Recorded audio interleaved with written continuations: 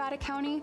Ready, Set, Go is really built around the wildfire premise to prepare residents to be ready before an event, to move into the set posture when there's a red flag or a fire is near you, and then to go when it's time to go.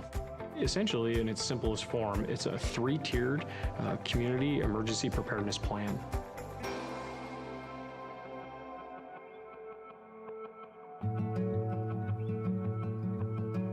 I have lived in this house, which we built, my husband and I, 26 years ago now, actually. We selected the hardy plank, the concrete siding, and also the metal roof. Then when we moved up here and heard about the 49er fire, that's when we started to say, wow, this really is even more important than we first realized. So the 49er fire is one of the most historic fires in Nevada County's history. They figured it changed the laws of the state of California that said this is how you have to protect your home. That came out of Nevada County. Steve Eubanks came from the Fire Safe Council, and the main thing we needed to pay attention to was the ladder fuels. Planting has been removed from the edges of the house so that it does not touch the house. It was an incredible service from the Fire Safe Council to come out and spend a couple of hours going through this property. So the ready phase is when there's no immediate threat to you and your family. This is the time when you should be doing education and planning, whether that be training, educating yourself, or accumulating equipment, hardening your home, creating defensible space.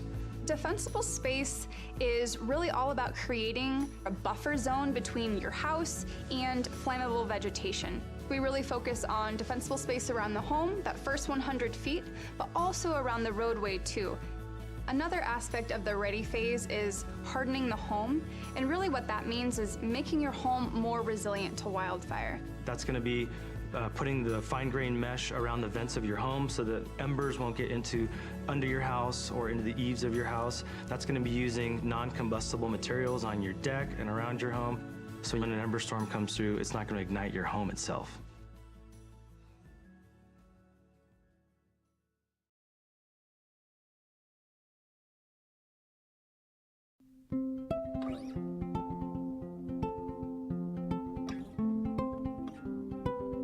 I currently live here in Grass Valley with my parents. All of us have sleep apnea, so we all have CPAP machines that require power in order to run.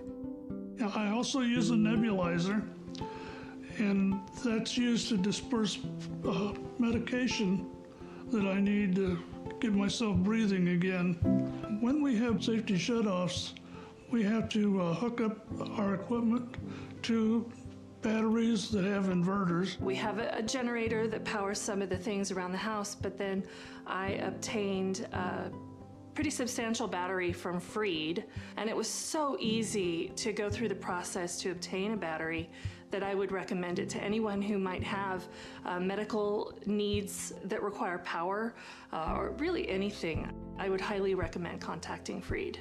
So whether it's a snowstorm or a public safety power shutoff, we really want folks to be thinking about, okay, what are the things I'll need on hand to weather the storm? Do I need to have candles? Do I need to have battery-powered radio? Do I need to have flashlights? So what are the things that you'll need to shelter in place or address the disaster at hand? So a go bag could be anything. It could be a backpack, it could be a suitcase. It's going to be something that you put together to sustain yourself, your family, your pets if needed. That's going to have food, water, medication, clothing, toiletries to get you by for 72 hours. You need to think of your go bag as the only resource you may have. Stores may be closed, the power may be out, so you may have to literally live out of this thing for a 3-day period as an evacuee. If you are someone with a disability, maybe you have a chronic health condition. For me, I have type 1 diabetes, I have an insulin pump, right? And so that's a critical piece that I need to plan for if I'm gonna ever evacuate or be away from my house, frankly, for any amount of time, right? What we find often is that if people don't evacuate with their CPAP machine, with their oxygen concentrator, with their wheelchair, walker, then it can be difficult on the other end. My name is Ulysses Palencia. I work in the 211 call center. I'm just a resident of Grass Valley. I have 2 daughters, a 4-year-old and a 1-year-old. In Nevada County, 211 is available 24/7. So what we provide for the community is information. That could be anything from directions to the resource centers. It can be letting them know where the fire is, if they are themselves in an evacuation center, if it's a fire, if there's any information as to whether their power's coming back on during a PSPS. 211 gets the information that we provide directly from the county, so directly from the Office of Emergency Services. The whole team cares. We're all local community members. We all just want to help.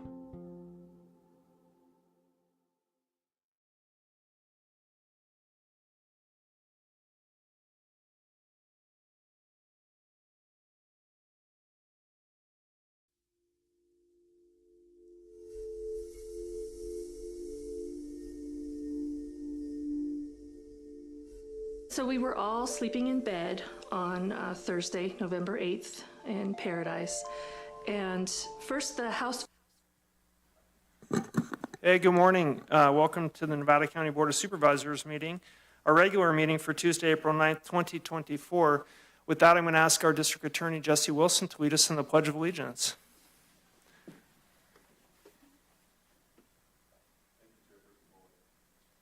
Pledge allegiance to the flag of the United States of America and to the republic for which it stands, one nation, under God, indivisible, with liberty and justice for all. Thank you. Madam Clerk, are there any corrections, deletions, changes to the agenda? Chair Bullock, with your permission, we can hold a moment of silence after this. Other than that, there are no changes to the agenda. Okay, great. I'm going to turn it over to Supervisor Schofield to read a little bit about Lou Conter and lead us in this moment of silence. Yes, thank you, Chair Bullock. It's an honor for me to read this. I had the honor of meeting Mr. Conter several times, and most recently last year, myself and Steve Rose went to his house and made a personal presentation from him.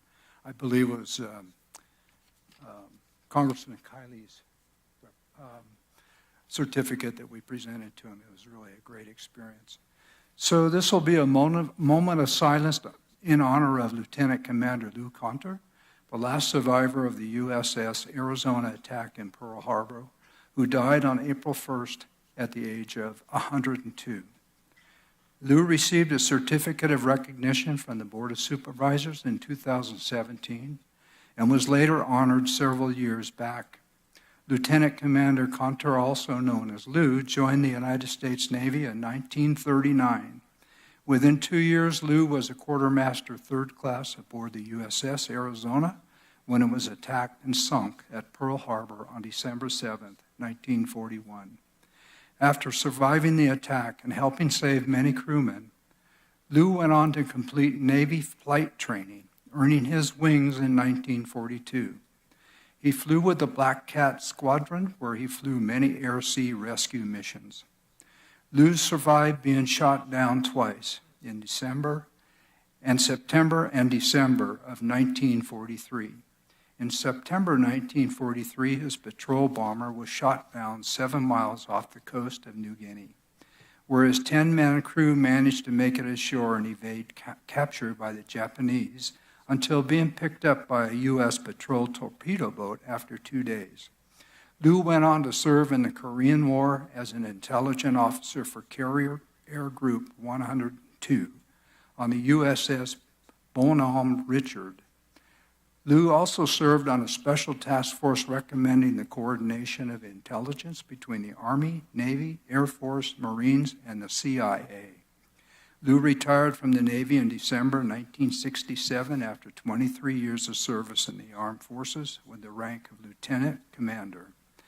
Lou was a member of the USS Arizona Reunion Association and returned to Pearl Harbor every December to pay tribute and honor to everyone who lost their life at Pearl Harbor.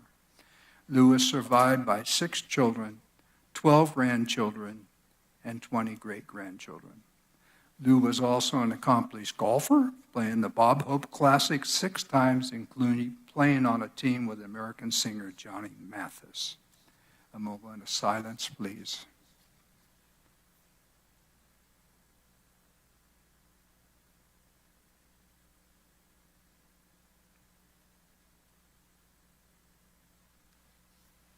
Thank you, Mr. Chair. Thank you, Supervisor Schofield. That's touching. I can attest to how difficult it can be to fly an airplane, and let alone fly an airplane and have it shot down and then survive that. It's quite incredible. His service is inspirational to me in many ways, and I just want to say thanks for reading that and thank him again, his family, and all the other members of our community who serve in the armed forces. Looking forward to our Armed Forces Day coming up, actually. It's going to be a great way to celebrate that community. We're going to move on to the consent calendar. These items are expected to be routine and non-controversial. The Board of Supervisors will act upon them at one time without discussion. Any board member may request an item be removed from the consent calendar for discussion. Members of the public wishing to ask questions or hear discussion on items listed under the consent agenda may now raise their concerns to the board members. The supervisors will take these concerns under consideration and decide if there's adequate reason to remove the item from the consent.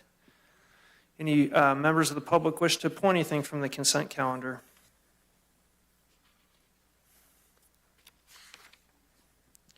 Okay, seeing none, I'm going to ask the board if they'd wish to pull anything from the consent calendar. Okay, I'll open public comment on the consent calendar. Chair Bullock, there is one caller waiting to speak on the consent calendar. Okay, great. Let's take the caller then. Thank you.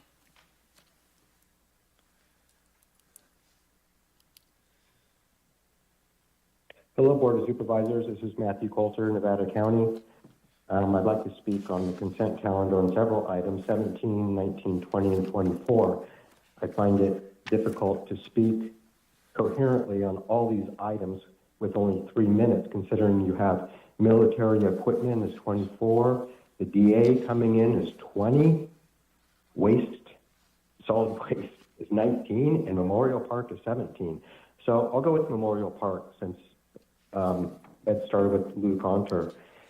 And the disrespect shown to the park has been just outrageous by the city. I have documented all kinds of things being stolen from the park by the construction workers that were over there. They had 14 air quality complaints against them for air quality control, not just by me, but by other people that live around the park. It's become a problem. People play basketball till midnight or start at 5 in the morning over there. It's literally 10 feet from residential housing. The lighting has also just destroyed the night sky in this part of town. So that's number 17. The wastewater on number 19, I talked with the city of Nevada City yesterday about the bridge construction project at the bottom of Broad and got them to hopefully stop that company from dumping all that crap into Deer Creek. Hey, Matthew, can you hold on a second? The consent calendar ends at 8:18. Am I correct in that, Madam? Yeah, and then we move on to the sanitation district, which you'll have an opportunity to make public comment on. So I asked the staff, and this is what I said. So I'm sorry that I got that misconstrued. No problem. Okay, no problem. So we'll just wait for the 19, and then also the 20, and also the 24. We'll be able to speak on. Yep, that's correct. Would any member of the board? Thank you. Thanks, Matthew. Any member of the board like to pull item 17? That's the resolution designated Memorial Park.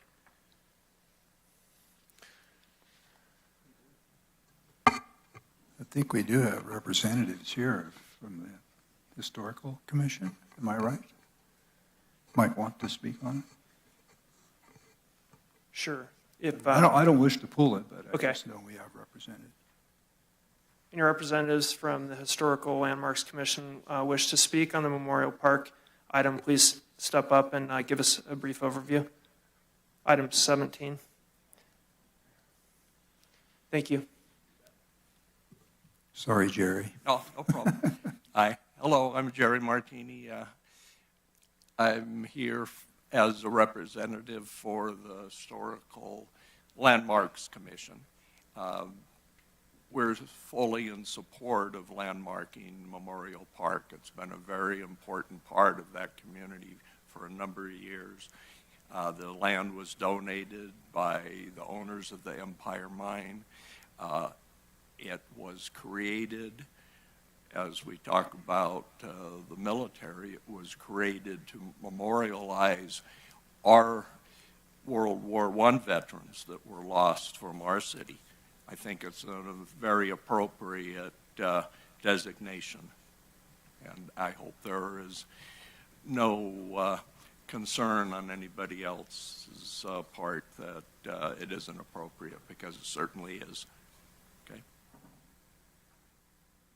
Thank you, Jerry. Any other public comment on the consent calendar in the board chambers? Okay, I'm going to close public comment for the consent calendar. Looks like no members of the board wish to pull an item. I would entertain a motion to approve the consent calendar. That's items 1 through 18. Move to approve consent. Second. Motion and a second. Madam Clerk, please call the roll. District 2? Yes. District 4? Yes. District 3? Yes. District 1? Yes. District 5? Yes.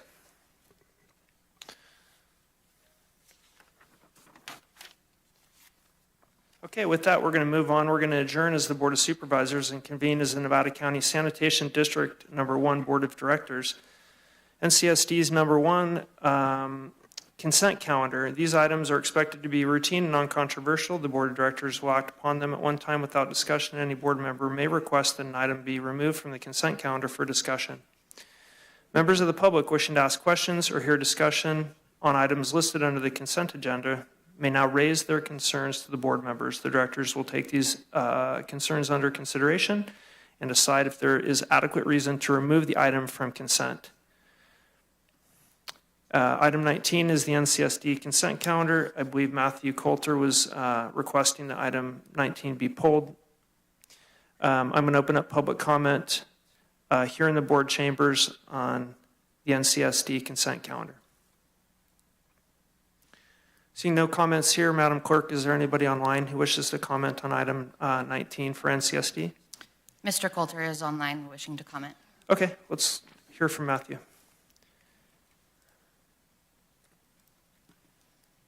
Thank you, Hardy. I don't need 3 minutes, but I just want to make mention of our waterways and how we're treating them, and how basically a good friend of mine I just heard passed away recently. I just heard about it yesterday. And we fished basically every waterway in this county as kids. And I'm just dismayed at how we're treating our waterways now, and how they're all in worse condition than they were when 50 years ago. And it's partly due to our sewage treatment situation going on in the county at all the plants. There's not just one culprit. We have Grass Valley, Nevada City, Wildwood. We have all these different places going on that aren't really up to snuff. And I'll leave it at that. Thank you. Okay, thank you for your comments, Matthew. We're going to close public comment, seeing no additional public comment on item 19 for NCSD. Any board members wish to pull item 19 from the NCSD consent calendar? Seeing none, I'll entertain a motion to approve. So moved. Second. Motion and a second. Madam Clerk, please call the roll. District 2? Yes. District 4? Yes. District 3? Yes. District 1? Yes. District 5? Yes. Moving on to the NCSD general public comment. This is where members of the public shall be allowed to address the board of directors on items that are of interest to the public and are within the subject matter jurisdiction of the Sanitation District Board of Directors. Anybody in the chamber wish to make public comment for NCSD? Anybody online, Madam Clerk, that wants to make a comment on that?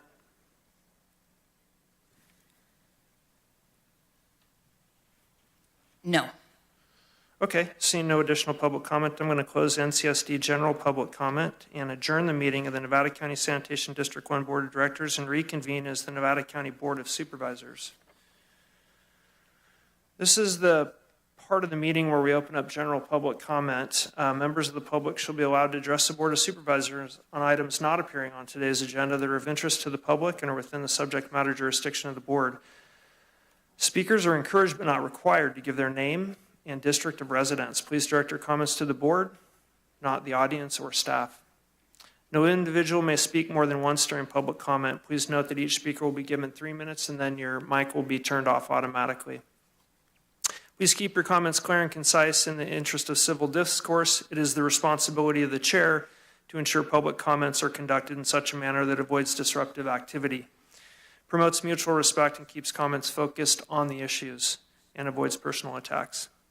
I can modify the time limits if I see fit. You can also provide comments by speaking directly to the board from inside the chambers or by calling 530-270-3474 to comment live over the phone. If you want to call in over the phone, make sure you do it well in advance so we don't skip you.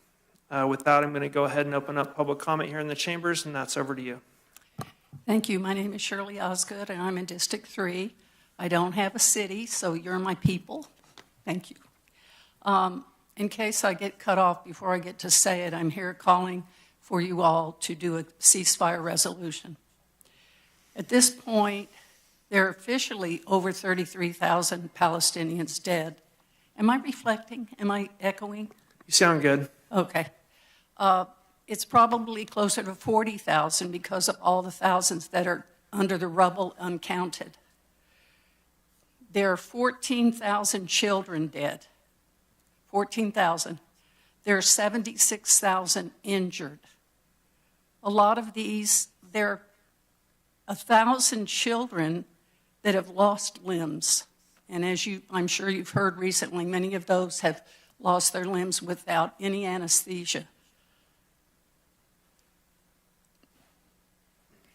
And at this point, Netanyahu says there is a date to attack Rafah, where there are 1.4 million people.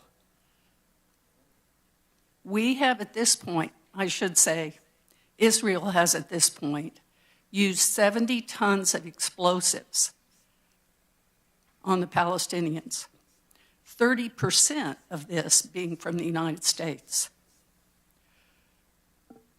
70 tons of explosives is more than twice what was used to bomb Nagasaki and Hiroshima in World War II. In addition to all the killings and injuries, they're now experiencing malnutrition and intentional starvation. Not to mention the resultant diseases and the mental health trauma. Yesterday, there was a little boy in the news who asked his father, after having lost both of his hands, a 5-year-old boy said, "Daddy, will they grow back?" There was another little boy who wasn't able to sleep and was having nightmares. He couldn't go to sleep and was screaming at night. And the reason he was screaming at night is because he had witnessed his sister having her head blown off. The United States is a part of these atrocities. It is time for every individual and every group that possibly can say anything. I'm sure that you all are doing something, but as a group, you can also do something, and I encourage you. Please act now, calling for a ceasefire resolution. Thank you, Ms. Osgood.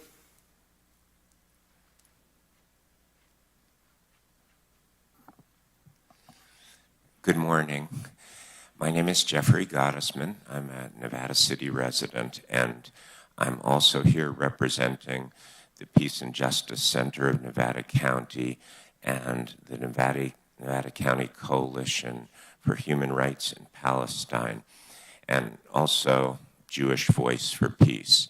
I'm a Jewish citizen of Nevada County, and I am here to urge you to put forth a resolution to join the cities and counties all over the United States that are weighing in by passing resolutions to end our military supply of the genocide that has been going on for 6 months now, and also for a ceasefire and negotiations for the release of hostages on both sides.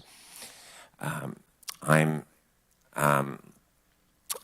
know that that the Board of Supervisors is taking part in the upcoming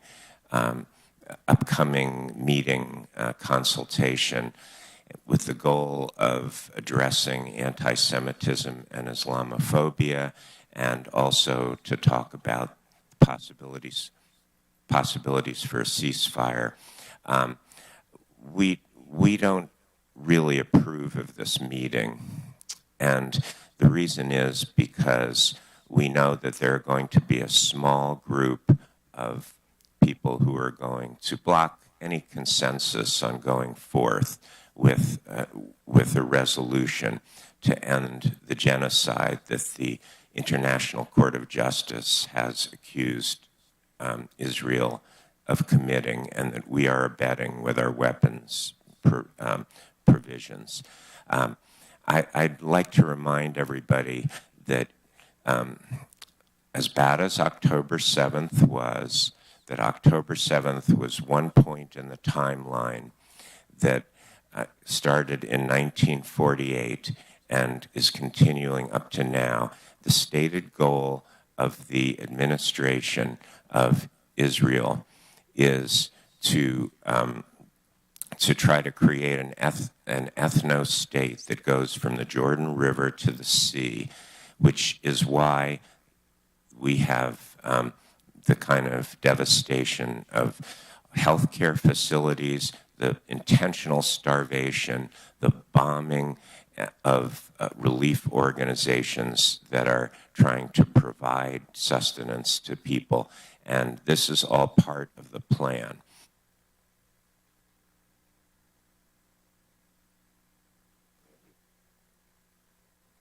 So I turned myself off. Thank you, Mr. Godsmith. I'll just mention that myself and Supervisor Hall are in discussions with Nevada City and Grass Valley on a potential assistance with the community dialogue centered on Palestine and Israel. There's an unknown, there's no date yet, and there's no meeting framework decided yet, but the Board of Supervisors, from Supervisor Hall and myself are engaged in that discussion about a potential community dialogue.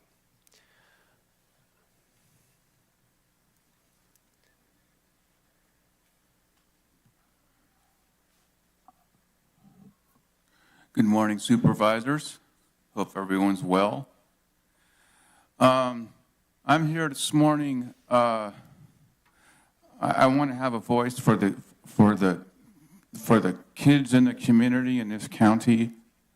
I urge you folks to look into initiative and please sign it. ProtectKidsCalifornia.com. I also urge you folks to please have evening meetings so the people that have to work all day and can't be here to have their voices heard, they need to be here. They need to be heard. It's vitally important. And I urge you to have a meeting in the evening so people can be here to voice their concerns. There's a lot of things going on in this community that you folks can definitely address. I'm not for the LGBTQ transgender days. Thank you for your comments. That's outside the purview of this board, but that's okay because we have to get America back to being America. Thank you. Thank you.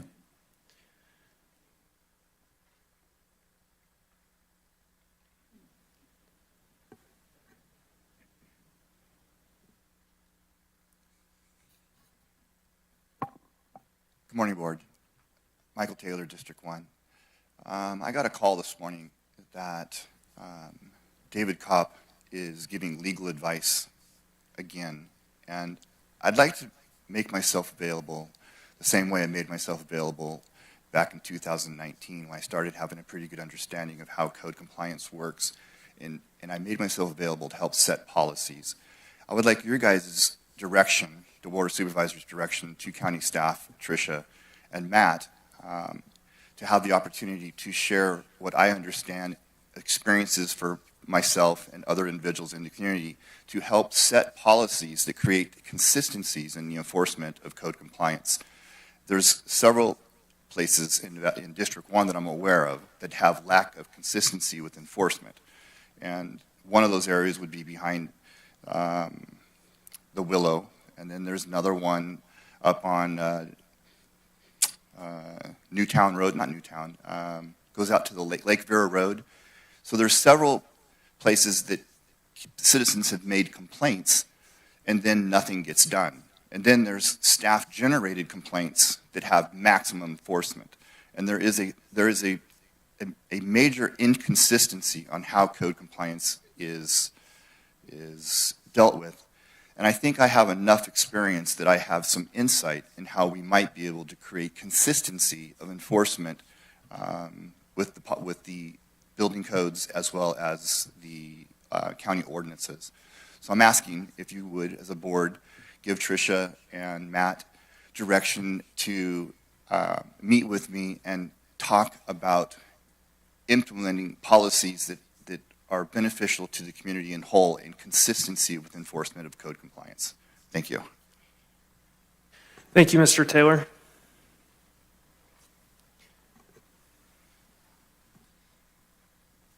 Good morning. I'm Amy Young. I'm here on behalf of the Nevada County Republican Party to read a resolution that we have prepared. I submitted it via email yesterday for your consideration, and we ask that you consider putting this on your agenda for a vote. Resolution to restore voter confidence by removal of identifying party information on mail-in ballots in Nevada County. Whereas every registered voter expects and should receive an election ballot that is free of any manipulation or handling that singles them out for any reason, including their political party. And whereas all registered voters deserve a confidential ballot that is received without any identifying markings. And whereas registered voters' personal identity must be protected regarding any marking other than their mailing address.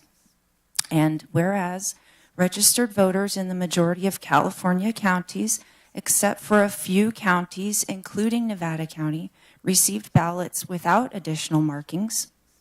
And whereas for the March 5th, 2024 election, registered voters in Nevada County received ballots that designated their political party in a visible marking next to the address of the voter. And whereas the mailing address that includes only the name and address of the registered voter is sufficient in most other California counties to deliver ballots to registered voters. And whereas many voters no longer have confidence in the voting systems used in California, and using only the voter's name and address, but no additional information, could help to restore lost confidence. And whereas the Nevada County Republican Party Central Committee has received numerous complaints from Nevada County voters who believe that printing their political party affiliation on their mail-in ballot compromises election security and voter privacy. And whereas the Nevada County Republican Central Committee reviewed the recent March 5th primary election ballot mailing process and found that voter privacy was compromised by using additional and unnecessary markings on the mailing address of the ballots. Therefore, to protect the integrity of elections and to restore confidence in Nevada County elections, the Nevada County Republican Central Committee insists that the Nevada County Registrar of Voters immediately cease sending ballots to registered voters with any additional identifying information on the mailing label. Adopted on April 3rd, 2024 at the Nevada County Republican Central Committee with all members present in agreement. on April 3rd, 2024 in Grass Valley, California, Nevada County. Thank you, Ms. Young, for your comments, and I also see that we're in receipt of your correspondence with the resolution and the other supporting material. Thank you. Madam Clerk, any callers on the line? Chair Bullock, we do have one caller on the line. Okay, let's go to that. Thank you.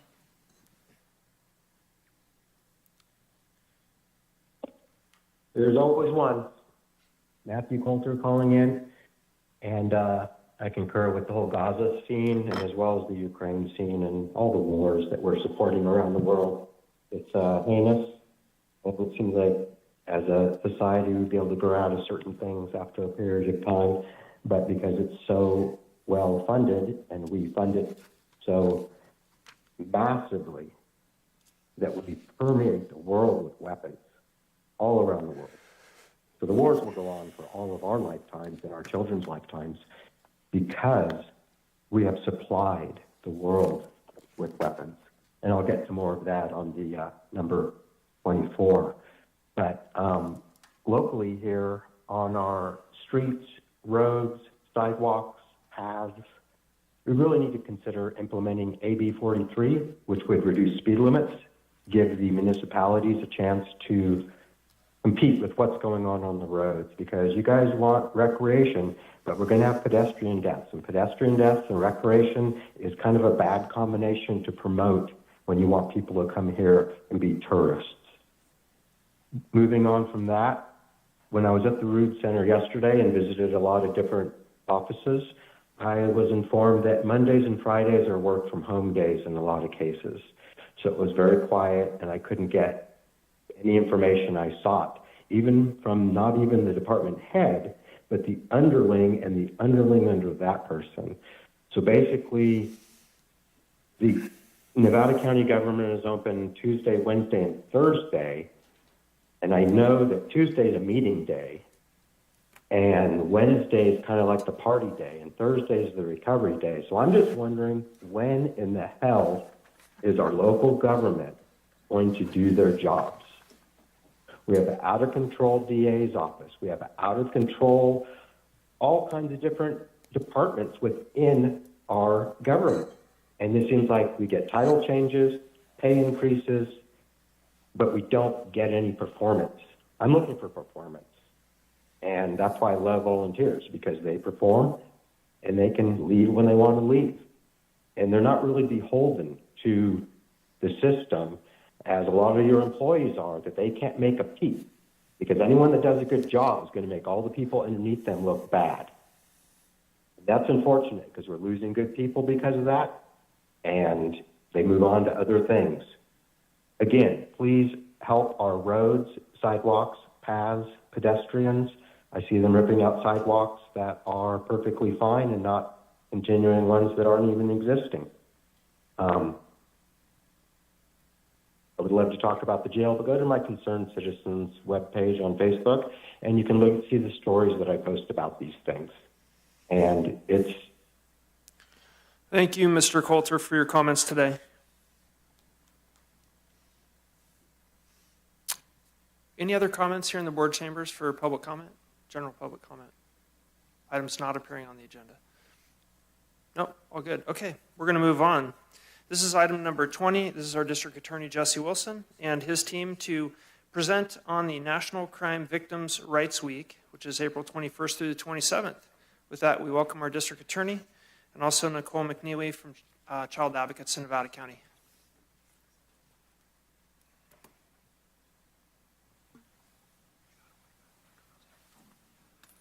Well, thank you, Chair Board Bullock, and good morning to other members of the board. I appreciate your time today. Today, what we're here to do is ask the board to designate April 21st to 27th as National Crime Victims' Rights Week here in Nevada County. This is something that's been in place nationally since 1981, and we're asking that it be designated for this particular week here in Nevada County. The aim of the week on a national as well as a local level is to honor victims of crimes throughout the country and here locally to make visible the varying components of victimization, the effects that victimization has on the individuals, as well as promote avenues for helping victims of crimes, and specifically helping those victims of crime recover from the trauma that was induced upon them by their victimization. It's in place to renew our nation's commitment to ensure all victims are informed of their rights and have access to available services, which of course ties into this year's theme. And this year's theme in 2024 for National Crime Victims' Rights Week is How Would You Help? And How Would You Help applies locally as it relates to the District Attorney's Office, to our own victim witness program that's been in place at the DA's office for over 38 years now. That program within the DA's office is comprised of 3 full-time advocates, a part-time advocate, and between them, in the year 2023 alone, they provided services to 1,237 victims of crime. That's locally within the DA's office. But part of today's presentation is also to highlight, and a very important part of today's presentation is to highlight the fact that we're not alone in providing these services, and that's an understatement. There's various organizations within our community that work on a daily basis. I'm joined here today by Nicole McNeely, Executive Director of CASA, but that work on a daily basis to provide services and support to victims of crime. So with that, I'm going to hand it over to our Senior Victim Advocate, Lori Nunnick, who will take over from here.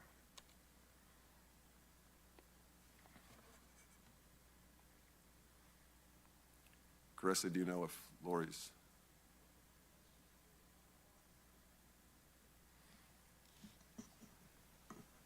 Good morning, everyone. Thank you, Jesse. Thank you all for having us today. Our time is brief, so I will be brief. Just want to go over the activity we've been working on and we continue to work on throughout the coming year is we continue to employ interns through the Nevada County SkillBridge internship program. We typically have an intern once each year, perhaps 2 if we can accommodate that. Those interns come through the military SkillBridge program. We also continue collaborating for the development of a mass victimization response plan that's funded through Cal OES. We network with local entities as well as surrounding regions to create this plan and to be prepared for any sort of mass victimization that we might face as a community. At the time I created this presentation, we were in the development of a formal Nevada County Court Companion dog program for our littlest victims, our kiddos who are witnesses and victims in crime and they have to testify in court. This program has actually been completed and developed, approved through County Council. We intend to formally introduce the program during National Crime Victims' Rights Week on April 26th in a presentation that will be led by Jessie. We'll have a victim there joining us. We'll be able to share her experience with our office and how her experience impacted her life and how she hopes to move forward with that experience. But these county court companion dog programs will be there to assist our victims that are the littlest, that are most victimized, that are the most innocent, and that's going to go a long way in helping our victims process their victimization and lead happy, healthy, self-sustaining lives. We're also partnering with community partners, including Community Beyond Violence, the Hospital Association, others, to create a family justice center. We're just in the beginning stages of that, but it's a work in progress, looking for locations, visiting other facilities to determine the extent of their program, and trying to find a program on which we can base ours and meet the specific needs of our community.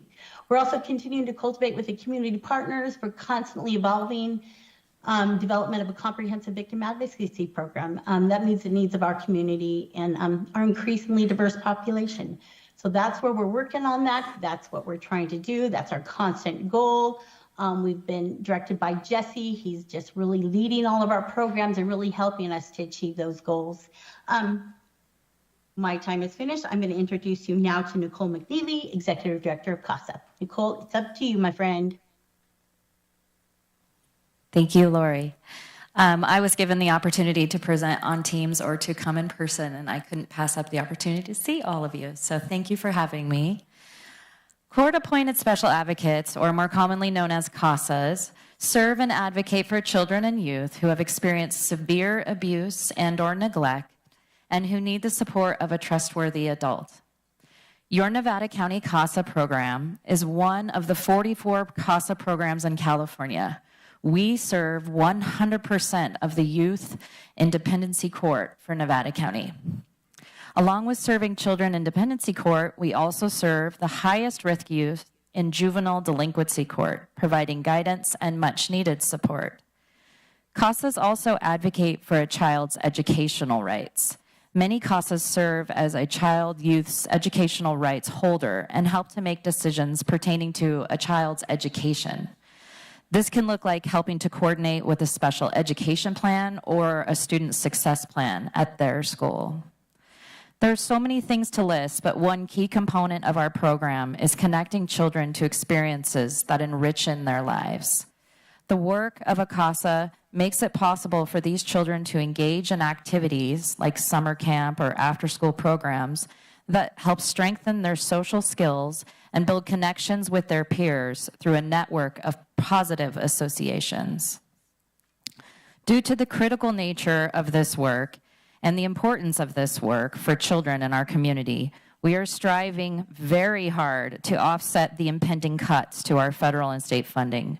We are working hard to set up new fundraisers and other funding opportunities so that every child who has experienced abuse or neglect in Nevada County will have the opportunity to have a trusted adult who will advocate for them. I am grateful for the opportunity to present to all of you today.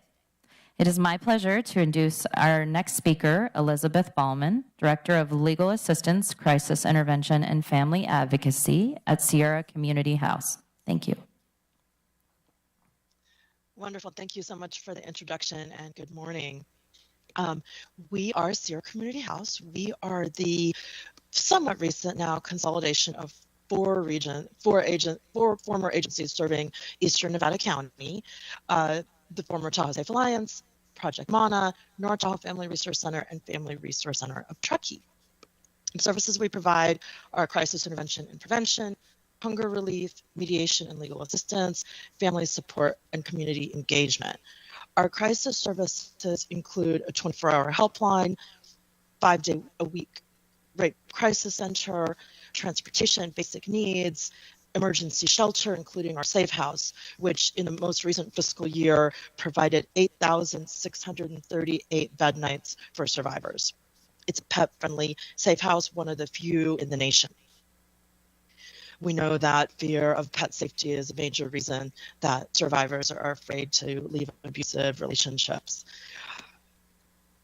On the legal end, we provide court accompaniment, restraining orders, landlord-tenant, employment, family law support, and particularly focusing on immigration rights for survivors and providing some of the only full-scope legal representation in immigration matters in our region. Our contact is on the slide here. My contact, and I'm also here with Myra Islas, who is our new advocacy integration manager. Hopefully many of you will get to meet her soon too. Our 24-hour helpline is on the slide as well. And next, I will introduce our next presenter, who actually is Community Beyond Violence Deputy Director, Allison Bischofberger. I said that right. You did, Bischofberger. Thanks. Thanks you all for having me. My name is Allison Bischofberger. I'm here in place of Stephanie Fisher, who was not able to make it.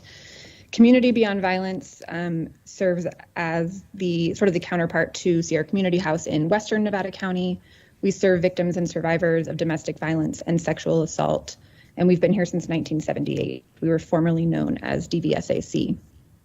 In 2023, we served 692 clients on site at our client service center. We provided 2,614 emergency shelter bed nights and answered 1,173 crisis calls and provided 1,865 counseling sessions. We offer crisis intervention services. We have a 24/7 crisis line. We provide safety planning for victims and survivors. emergency shelter, food, clothing, and transportation. We also have a housing program, and we provide assistance with folks getting safe and stable housing upon leaving our emergency shelter. And we provide advocacy and accompaniment to court and law enforcement, and really throughout all stages of the criminal justice process and family court as well. And then we also new this year have a community wellness center where we're providing additional support with a partnership with public health as well. Our housing and legal services are expanding this year. We received a grant from Cal OES in January to be able to provide, to hire, a full-time staff attorney. And so we are working on that. I also just want to take this opportunity to call out the fact that yesterday we were made aware that VOCA funding, which is the Victims of Crime Act funding for crime victims, was cut by 43%. That translates to about a 30% cut to our total budget for fiscal year 24-25. And it's going to really impact the services that we can provide to crime victims in this community moving forward.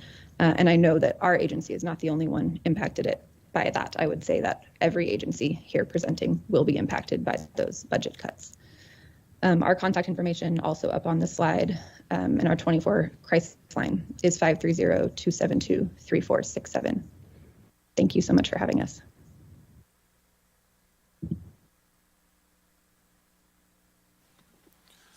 Thank you, Board, for your time in this presentation. We're happy to have handle any questions, whether it be for myself or anyone of the presenters today. Great, thank you. Thanks everybody for calling in as well and making yourself available for the presentation. We appreciate it. I'm going to open up to the board. We'll start with Supervisor Hook and see if we have any questions. Well, first, it's very discouraging to know that the budget cuts are coming in this direction, because what you do is you work with the most vulnerable folks at their lowest points in the world. And so, one, thank you all for your commitment to that. And it's kind of hard to sit and listen to the numbers that we even have in a small community. And so your advocacy is tremendous for them to move forward and head back into the right direction, because we do know it can go both directions, right?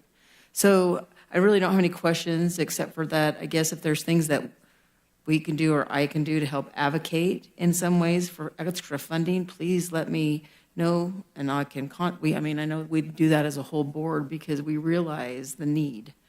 I feel that's what makes this community special, with the passion of the people that work here and what you do. I love the whole program coming in with the dog, with the kids. I think that's incredibly important. And because we want to make these the best processes that we can. I think the other problem we challenge is holding people accountable for the ones that are bad, right? So we seem to put money into that, but I think this direction really needs to be focused on more thoroughly. So thank you for the very, very informative updates that you have, and really the wide, broad area that you work through our county, what you have going in Truckee, what you have going here. So thank you all for that. And I have no questions except for that. Thank you for what you do. Ed? Well, and I echo that. I really don't have any questions either, but I commend all of you for the work that you're doing. Thanks, Ed. Supervisor. Thank you. Yeah, thank you. I'm happy to be part of designating this National Crime Victims' Rights Week, and appreciate very much everything you do. Particularly close to my heart is the CASA program and the DVSC work, DVSC work that you do. Anything to keep our children safe and protected in this community. So thank you again. Thanks. Thanks. Yeah, I just echo all the comments of my colleagues. Thank you for the work that you do. You know, so oftentimes we hear so much about the perpetrator and we forget about the victims. And it's very gratifying from my perspective if we get phone calls for people who need help, that we have all these services that we can offer to help people. So thanks for all the work that you do. And yes, happy to designate this week for you guys.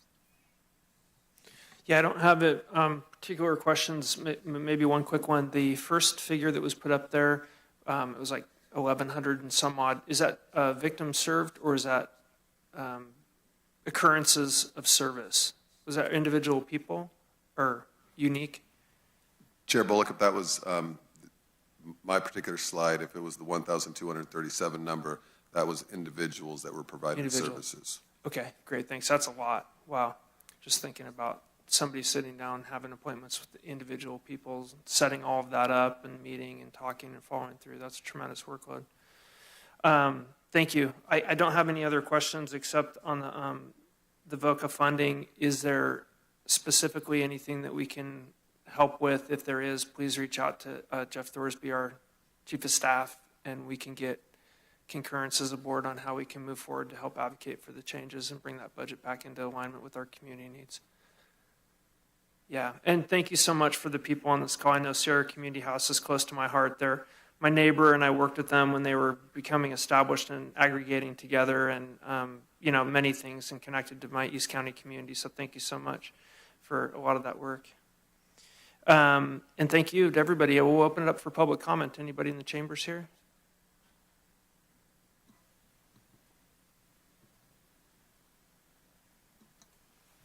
Shirley Osgood. I also want to say thank you. When I was a young woman, I was the victim of a violent crime. And I really didn't have, I'm looking at these faces and thinking, that would have been really nice for me at the time. It was in Colorado, but it sounds like a really wonderful organization. Thank you. Thanks for your comments.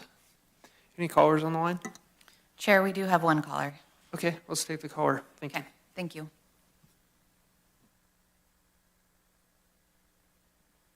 Hi, this is Matthew Coulter. Can you hear me? Hello? Yeah, go ahead, Matt. We can hear you. Thank you. Yep. Mm-hmm. Okay, great. DA's office, malicious prosecution against me. I've been physically attacked multiple times on film. The DA won't do anything about it. The perpetrators are never charged. I was attacked by 4 meth heads in Memorial Park on film. Hey, Matt, this is about the presentation of the Victims Crime Week. Just, can you keep it on that, Correct. please? I'm a victim. I'm a victim of the DA's office, Hardy. So where do you go when you're a victim of the DA's office? Okay? All this stuff has been documented. It's on film. For some reason, certain members of our community are allowed to physically attack me multiple times on video. The police do nothing, but that's not their job to prosecute. It's the DA's office. So when they don't do that, for me, when it's so obvious and blatant, I'm really concerned about these budget cuts and what they're doing for the rest of our community and society, because they've spent so much energy and time and money on me to the point of hundreds of thousands of dollars, hundreds of man hours. It's disgusting, it's corrupt, and it is outrageous what is going on at the DA's office. Thank you. Okay, thank you for your comments, Matthew. Any other comments in the board chambers? No, seeing none. Any other closing comments or thoughts by the board? No, we just appreciate you coming here and presenting today. Thanks for the great work everybody does. Thank you. Chair, would you like to call for a motion in a second for the resolution? Yeah, thank you for reminding me. I'll entertain. Yep. Yeah, so moved. Thanks. Second. Motion and a second. Madam Clerk, please call the roll. District 2? Yes. District 4? District 4, yes. District 3? Yes. District 1? Yes. District 5? Yes. And now, quickly mention that CASA they're part of our Heart of Gold gravel piece that contributes to the grant funding that makes your organization go around. So October 5th, please sign up for our bike race. Come ride, and you can help CASA with all the work you do to support the victims and the children in Nevada County. And thank you so much for contributing to that. It serves a bunch of different agencies, not just yours. Go ahead. I just want to say you don't have to be a bike rider to come either. We have a great festival for kids and families. That's right. 'Cause I'm yeah. not a bike rider. It was so cool last year when I rode off at the beginning of the race. It was just a blank grass field. But when I came back, there were these tents and smoothies. Like the whole thing was this whole entire event, and it was so inspirational. And thank you so much for the support. It's going to be bigger and better this year, so we look forward to it. Thanks again. We're going to take a really quick bio break for about 10 minutes. We'll come right back.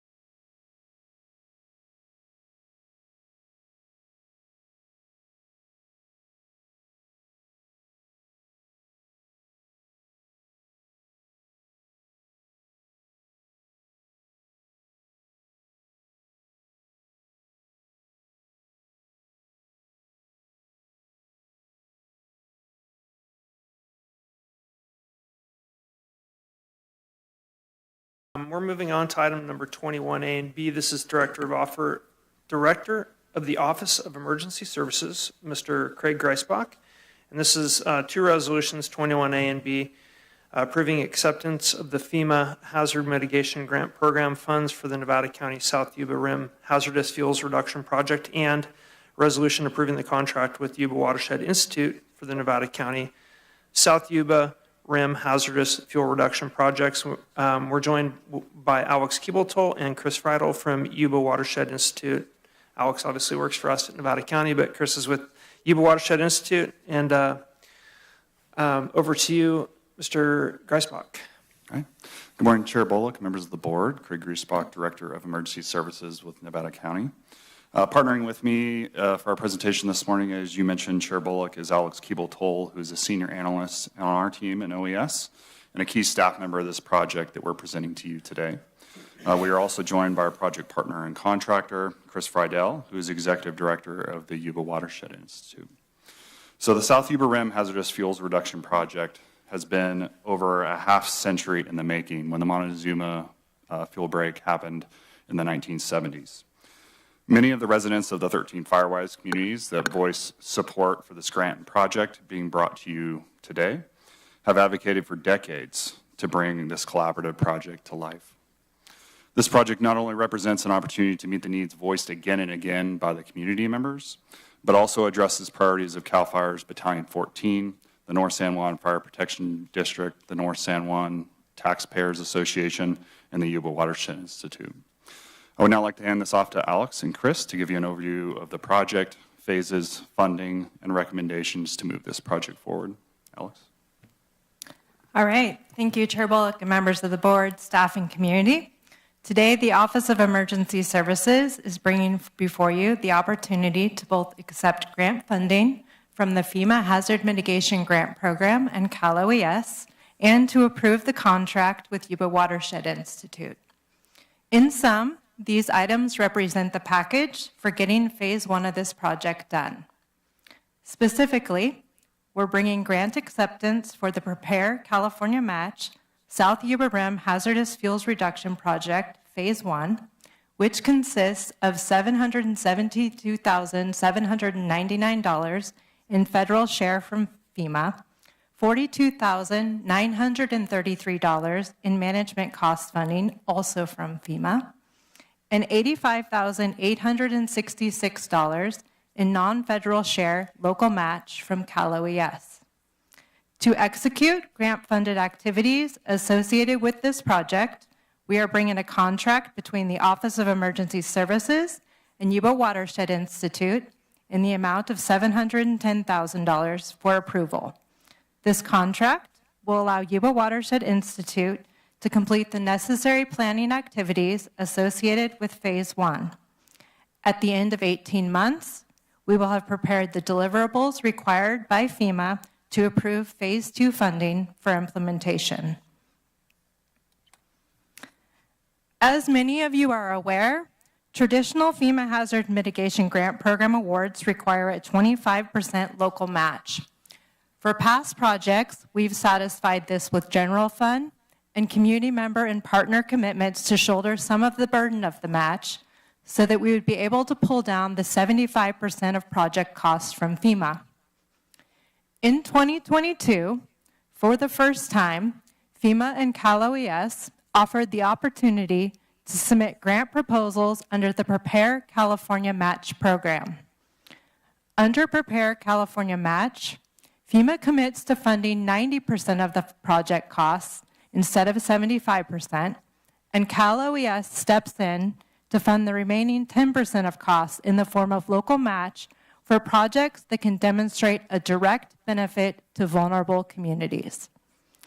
OES applied under Prepare California Match and successfully demonstrated that the South Yuba Rim project directly impacts over 44,000 residents in 5 disadvantaged communities, in addition to protecting critical infrastructure and natural resources, including 2 state parks and the wild and scenic recognized South Yuba River.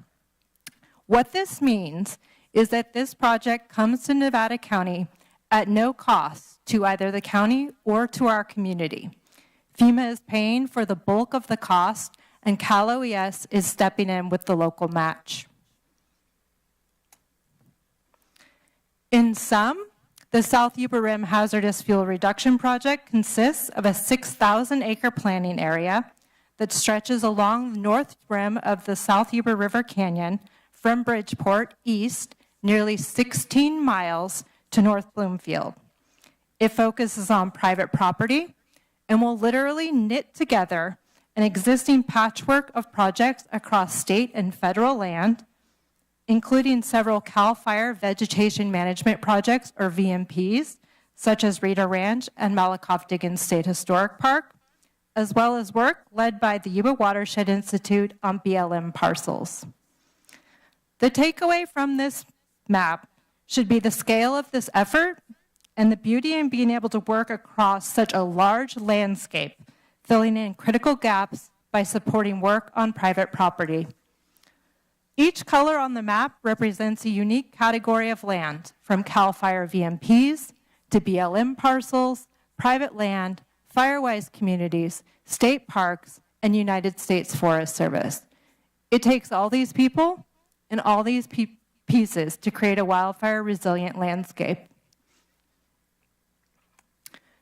So we are here today to kick off phase 1, or the planning phase of this project. Phase 1 is a $900,000 project with a timeline of February 7th, 2024 through July 19th, 2025.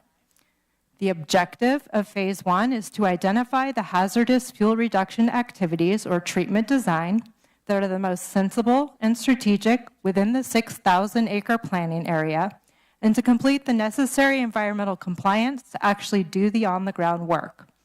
We have Chris Friedel, Executive Director of Yuba Watershed Institute, here with us today to talk through in a bit more detail about what this will look like.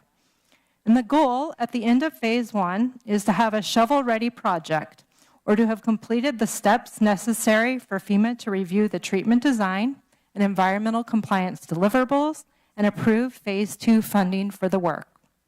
Phase 2 has been scoped as a $3.2 million project.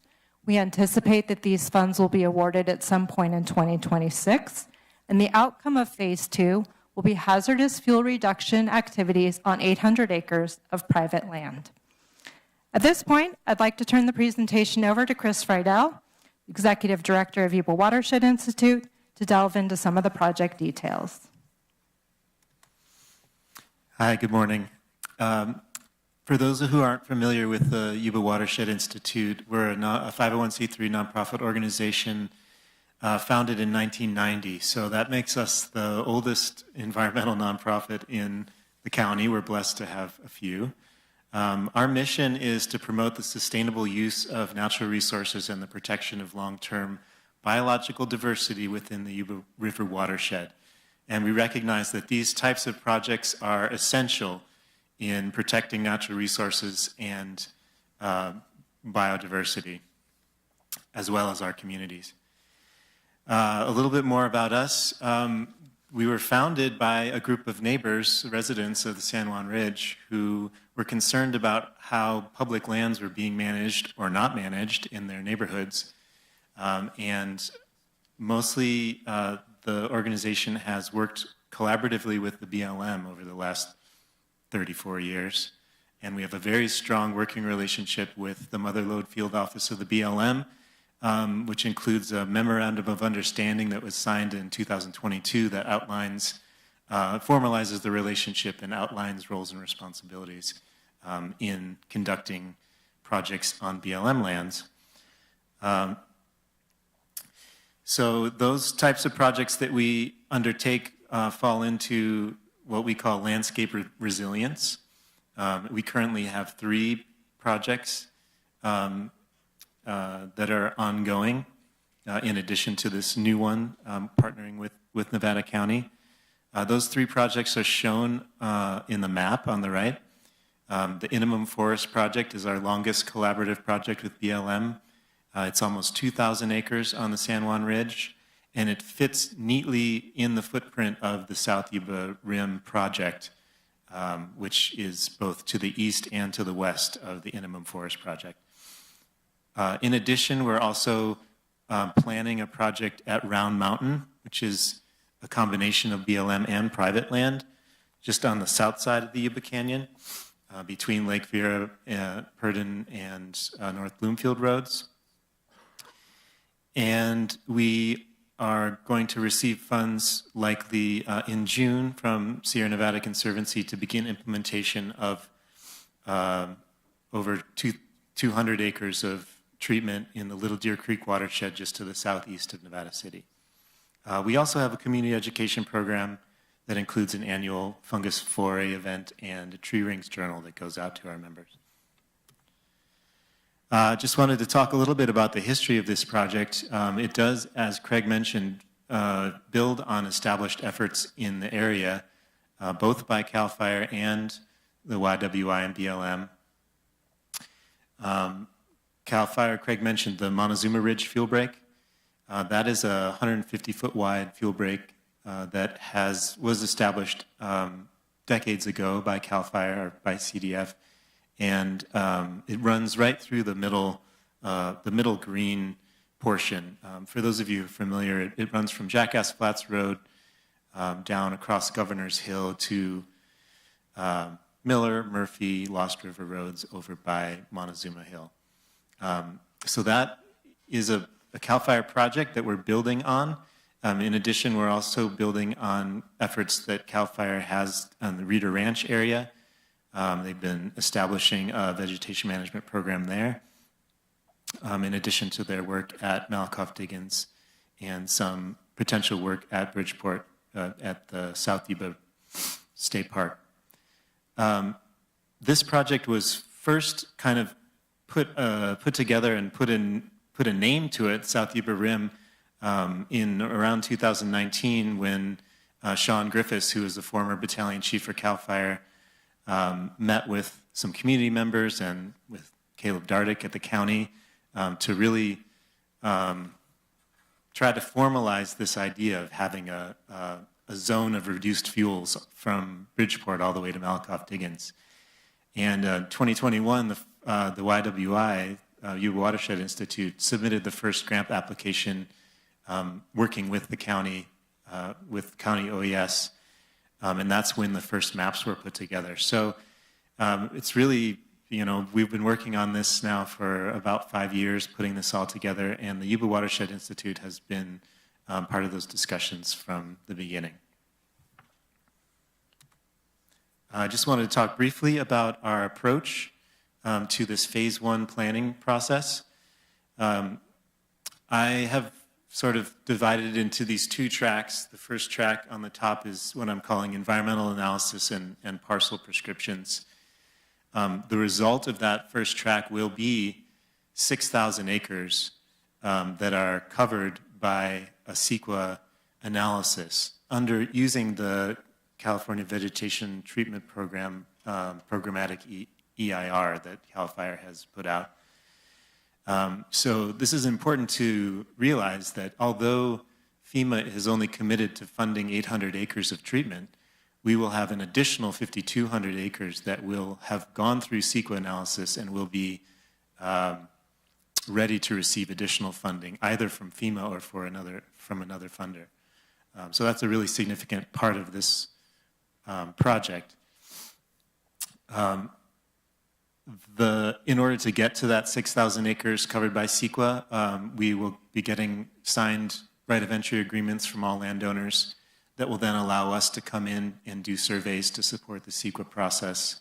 Those surveys will be done by an environmental firm in addition to Yuba Watershed Institute staff. And there will be a registered professional forester involved in reviewing all treatment prescription recommendations. The second track that's on the bottom is what I'm calling the community engagement and FEMA treatment design track. And the end goal of that is to actually choose within that 6,000 acre landscape planning area which 800 acres are prioritized for treatment under phase two with those FEMA funds. Those 800 acres have not yet been identified. And I'm envisioning that it will be a process driven by the community and important stakeholders to choose where those 800 acres are going to go. So what I'm proposing is that we set up a steering committee, including members of the affected fire-wise communities, North San Juan Fire Protection District, CAL FIRE, the county, the Yuba Watershed Institute. And that steering committee will drive that planning process. It will include town hall meetings with the public, stakeholder consultations, fire-wise community workshops, and at the end, those treatments will be presented to the public at another public meeting. I believe that's the end of my piece of the presentation. Thank you very much. All right, so in conclusion, on behalf of the Office of Emergency Services, I would like to make the following recommendations. Approve the resolution accepting the FEMA Hazard Mitigation Grant Program funds for the Prepare California Match, Nevada County South Yuba Rim Hazardous Fuels Reduction Project, Phase 1, and approve the resolution approving the contract between the Yuba Watershed Institute and the Nevada County Office of Emergency Services for the South Yuba Rim Hazardous Fuels Reduction Project, Phase 1. We appreciate the opportunity to present this important project to the board and the community. And then at this time, we'd like to address any questions you may have. Thank you. Thanks, Alex, and Chris, thank you for the presentation. Craig, thanks for bringing it forward. I'll just turn it over to Supervisor Hall. I know she's definitely involved in all the aspects of this program and the South Yuba corridor. So with that, I'll have any questions you may have. Thanks. I think it affects my colleague's district pretty substantially as well. But yeah, thank you. This is so exciting to see this come to fruition. And just commend you on getting the funding that you did through FEMA and Cal OES. I mean, this is like, I'm so thrilled to see this coming together, and it will be interesting to see where you decide to do that work. And I'm assuming, you know, Cal Fire will have something to say about that too. Got all the experts in the room. I have a question about the map. Can you go back to the first map? Is that Carissa's handling that?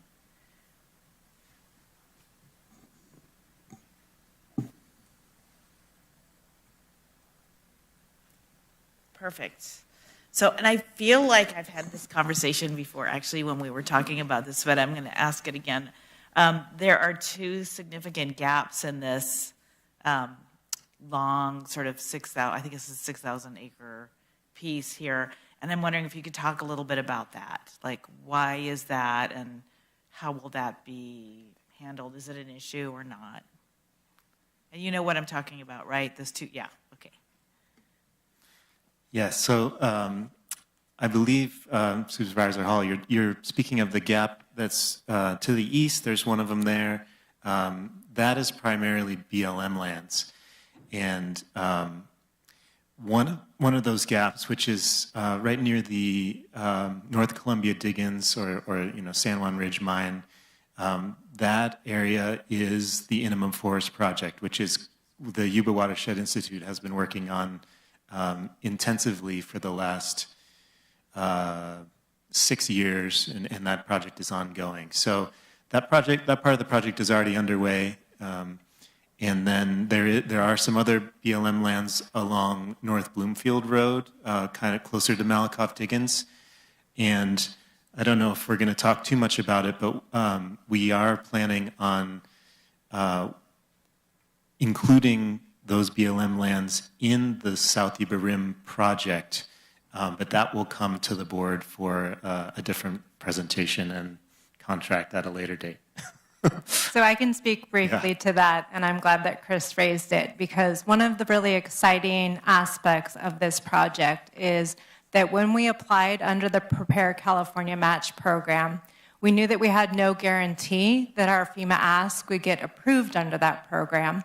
So we operated with the line of thinking that we would still need to secure the 25% local match that is typically required of FEMA HMGP projects.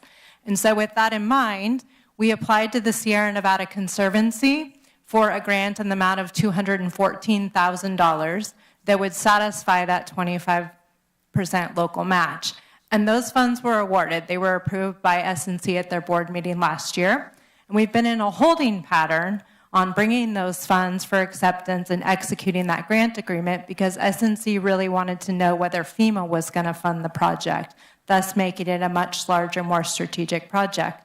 So we're now in the position where not only is the FEMA project fully funded because it was funded under Prepare California Match, but in addition, SNC has committed $214,000 to the project.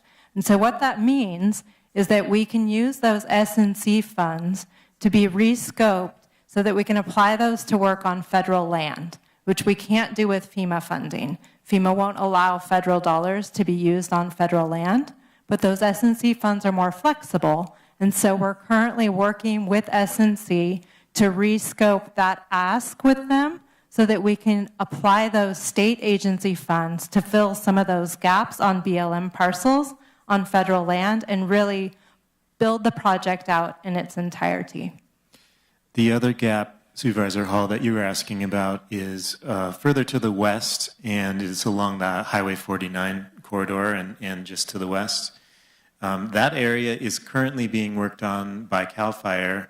It's their Reeder Ranch project, and I believe that they're in the process of establishing that as a vegetation management program project. So environmental compliance is already underway. They already have a track for going through CEQA analysis for that portion. There are some areas around their Reeder Ranch project that they have asked for support with, and I do believe that we will be able to actually expand the planting area so that we can fill the gap between their VMP project, Reeder Ranch, and the FEMA planning area. The lines that are shown on the map are somewhat flexible. We do have the opportunity to expand them somewhat or move them around, depending on which landowners are willing to work with us. If we have a significant amount of landowners in one area that are not willing to sign right of entry agreements, we can kind of expand the planning area in other areas. That's really great news. And the SNC is willing to allocate the funds, the $214,000. They've indicated that they're willing to. Yes, we have submitted a revised scope and budget to them that they're currently reviewing before issuing the grant agreement. Great. I hope when this is all said and done, we can add those overlays on this map and see. I mean, I know we're not treating every single piece of property in this area, and these are kind of crude lines, but you just envision this, great treated area, and then these little funnels where the fire can still shoot through. And so it's really great to know that there are projects and funding available to connect those as well. This is really going to be phenomenal. One other question, the FEMA funds, I know that we have trouble sometimes getting funds in a timely fashion from them. Is this funding coming now? Is it available now, or it is? Yes, the funding was available effective February 7th. So the obligation for phase 1 runs February 7th, 2024 through July 19th, 2025. Wonderful. This is so great. Well, and congratulations to you guys for putting the grant in, Chris, and having the staff and capacity to take this on. I know you've been involved with it for a long time, but it's just a thrill to see this coming forward. Thank you. No other questions? Thanks. Supervisor Hook? Well, the most exciting thing for me here, one, I love to see the work, but 6,000 acres of CEQA being completed is huge, because that is the longest part of any application or project. It takes forever. So we're looking at the future with that. So I'm excited for the work that's going to be done. Can we just talk a little bit, what's the maintenance plan for this project? This is a problem for me when we have a lot of this, is there's no maintenance attached to any of this funding. So what's your plan? What would be the plan for that? So in terms of maintenance, I'm glad you raised that question. We've actually recently discussed the use of herbicide with CAL FIRE and U.S. Forest Service and the importance of basically looking at all the tools in the toolbox for anchoring treatments. So that's definitely something on our radar as far as permitting this project so that we have access to basically all the options. A huge piece of the maintenance is really leveraging those community relationships and making sure that folks understand the importance of our ability to bring this investment to the table, and then the commitment that Firewise community leaders and individual community members are making to maintain these projects. And really, on the whole, it comes down to landowner and funder tolerance for different activities and for different maintenance actions.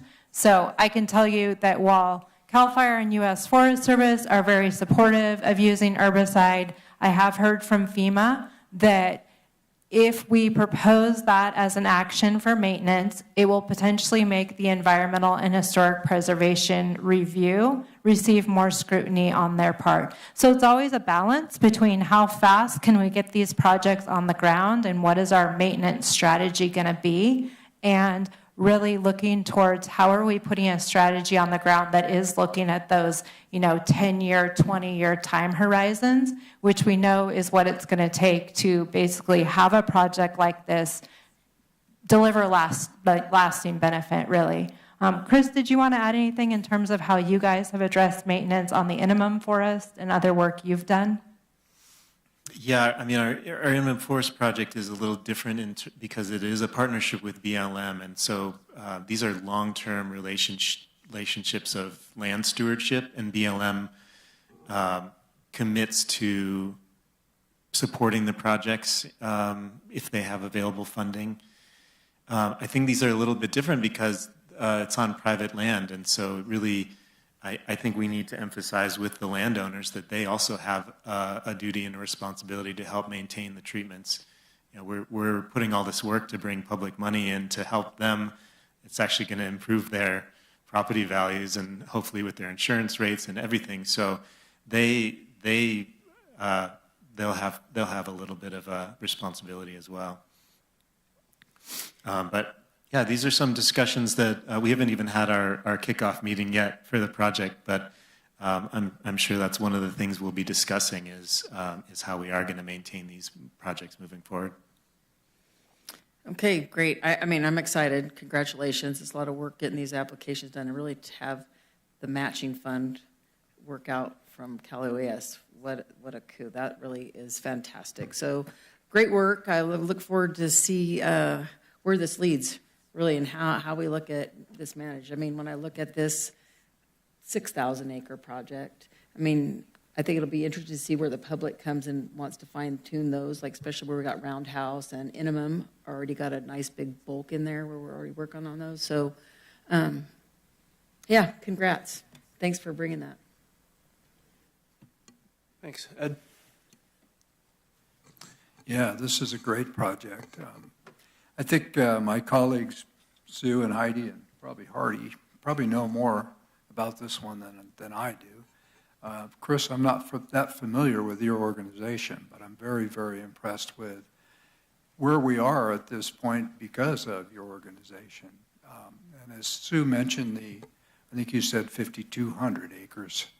I'm very impressed with that, which means once we finish phase one, and it is identified where this project will be, correct?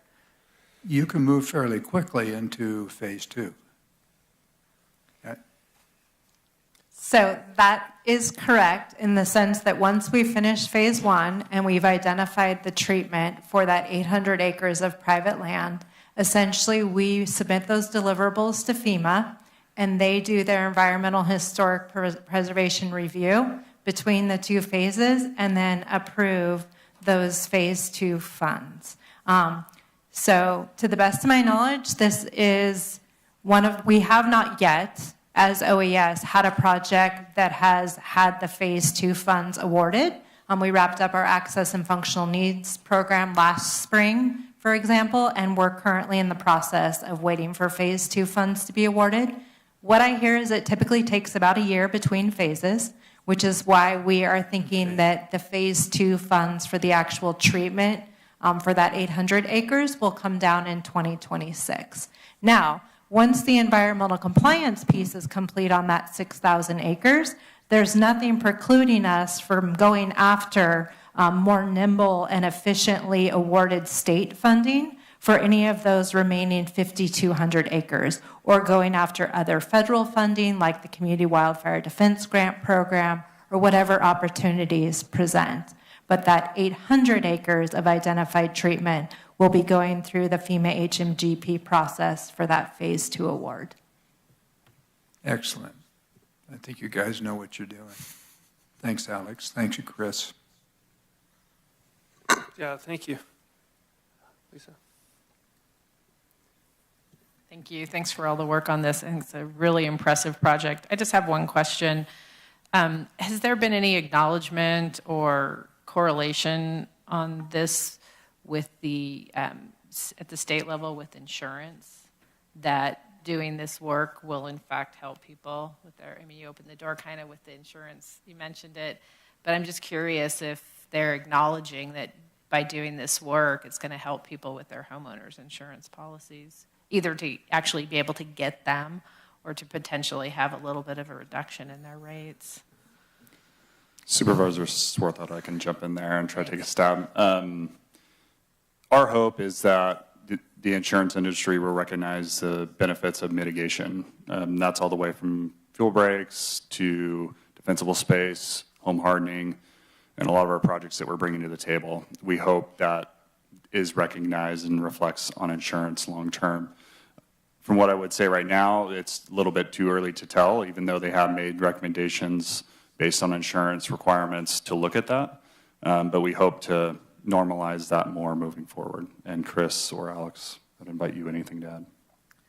The only things I have, I'm not an expert in this issue, but I do have anecdotal reports from homeowners who have their insurance company send somebody out to do inspections. And I can't see that this wouldn't help if the inspector comes out and sees reduced fuels on a property. I could add that there is a bill coming forward on exactly that issue, that there won't be time for the whole board to take it on and send in a supporting letter, but I'm going to do it under my name. And so that one would, I can't remember who it's authored by, but specific to ensuring that the insurance companies take that stuff into account. Yeah, they just, the bad news that we keep getting on a daily basis with State Farm pulling out, continuing to pull out, with the rates in the more urbanized areas being almost equal now to the rates of what some of the people who are paying in the more forested areas. So it's getting to be a much more severe issue, and it's affecting a lot more people. So anything that we can do to help people in that respect, I appreciate, and I'm happy to see it. Thanks. Thanks. I don't have many questions. I just want to confirm that the completion date of the project on phase 1 is that June 1 of 2025? July 19, 2025. 2025, okay. June 1 is the completion date for the contract with the Yuba watershed. Yeah, that's what I was noticing. I was just kind of comparing the timeline to the contract, but could you describe the difference there? Yeah, I mean, the difference there is that FEMA requires basically between 30 and 60 days to finalize your deliverables, and you basically submit them to your Cal OES grant program manager. They review them, kind of provide feedback if there's anything that they think that needs to be addressed or that they're flagging that might cause an issue with it going through FEMA's approval process. Because really what Cal OES wants to do, and kind of their job in supporting the grant management process, is to help you as the sub-awardee to provide FEMA the most comprehensive and easy for them to process package. So that provides us the flexibility to wrap up deliverables with Yuba Watershed Institute, have that interface with our Cal OES grant manager, and make sure that we have a really tight, clean package that is then going on to FEMA, so that way FEMA will ideally quickly review and award those phase 2 funds. Got it. That makes sense to me. The phase 1 contract that's in here in our book has a contract termination date of 6/1/2025. So your planning work will be completed, but you described phase 2 will the phase one actual work, boots on the ground, be completed by that date, or what's the timeline for the boots on the ground part? Like, when is that work going to occur? Sure. So the boots on the ground part is contingent upon the phase one deliverables that we'll be providing to FEMA on July 19th, 2025, then being reviewed by FEMA and approved. And then once they review and approve, and we're anticipating that'll take about a year, then they will approve the phase two funds, which is the actual boots on the ground doing that hazardous vegetation treatment. And we're estimating 2026 for that. And then once those funds are awarded, it's an 18-month time frame to do that phase two work. Okay, great. Thanks for the clarification.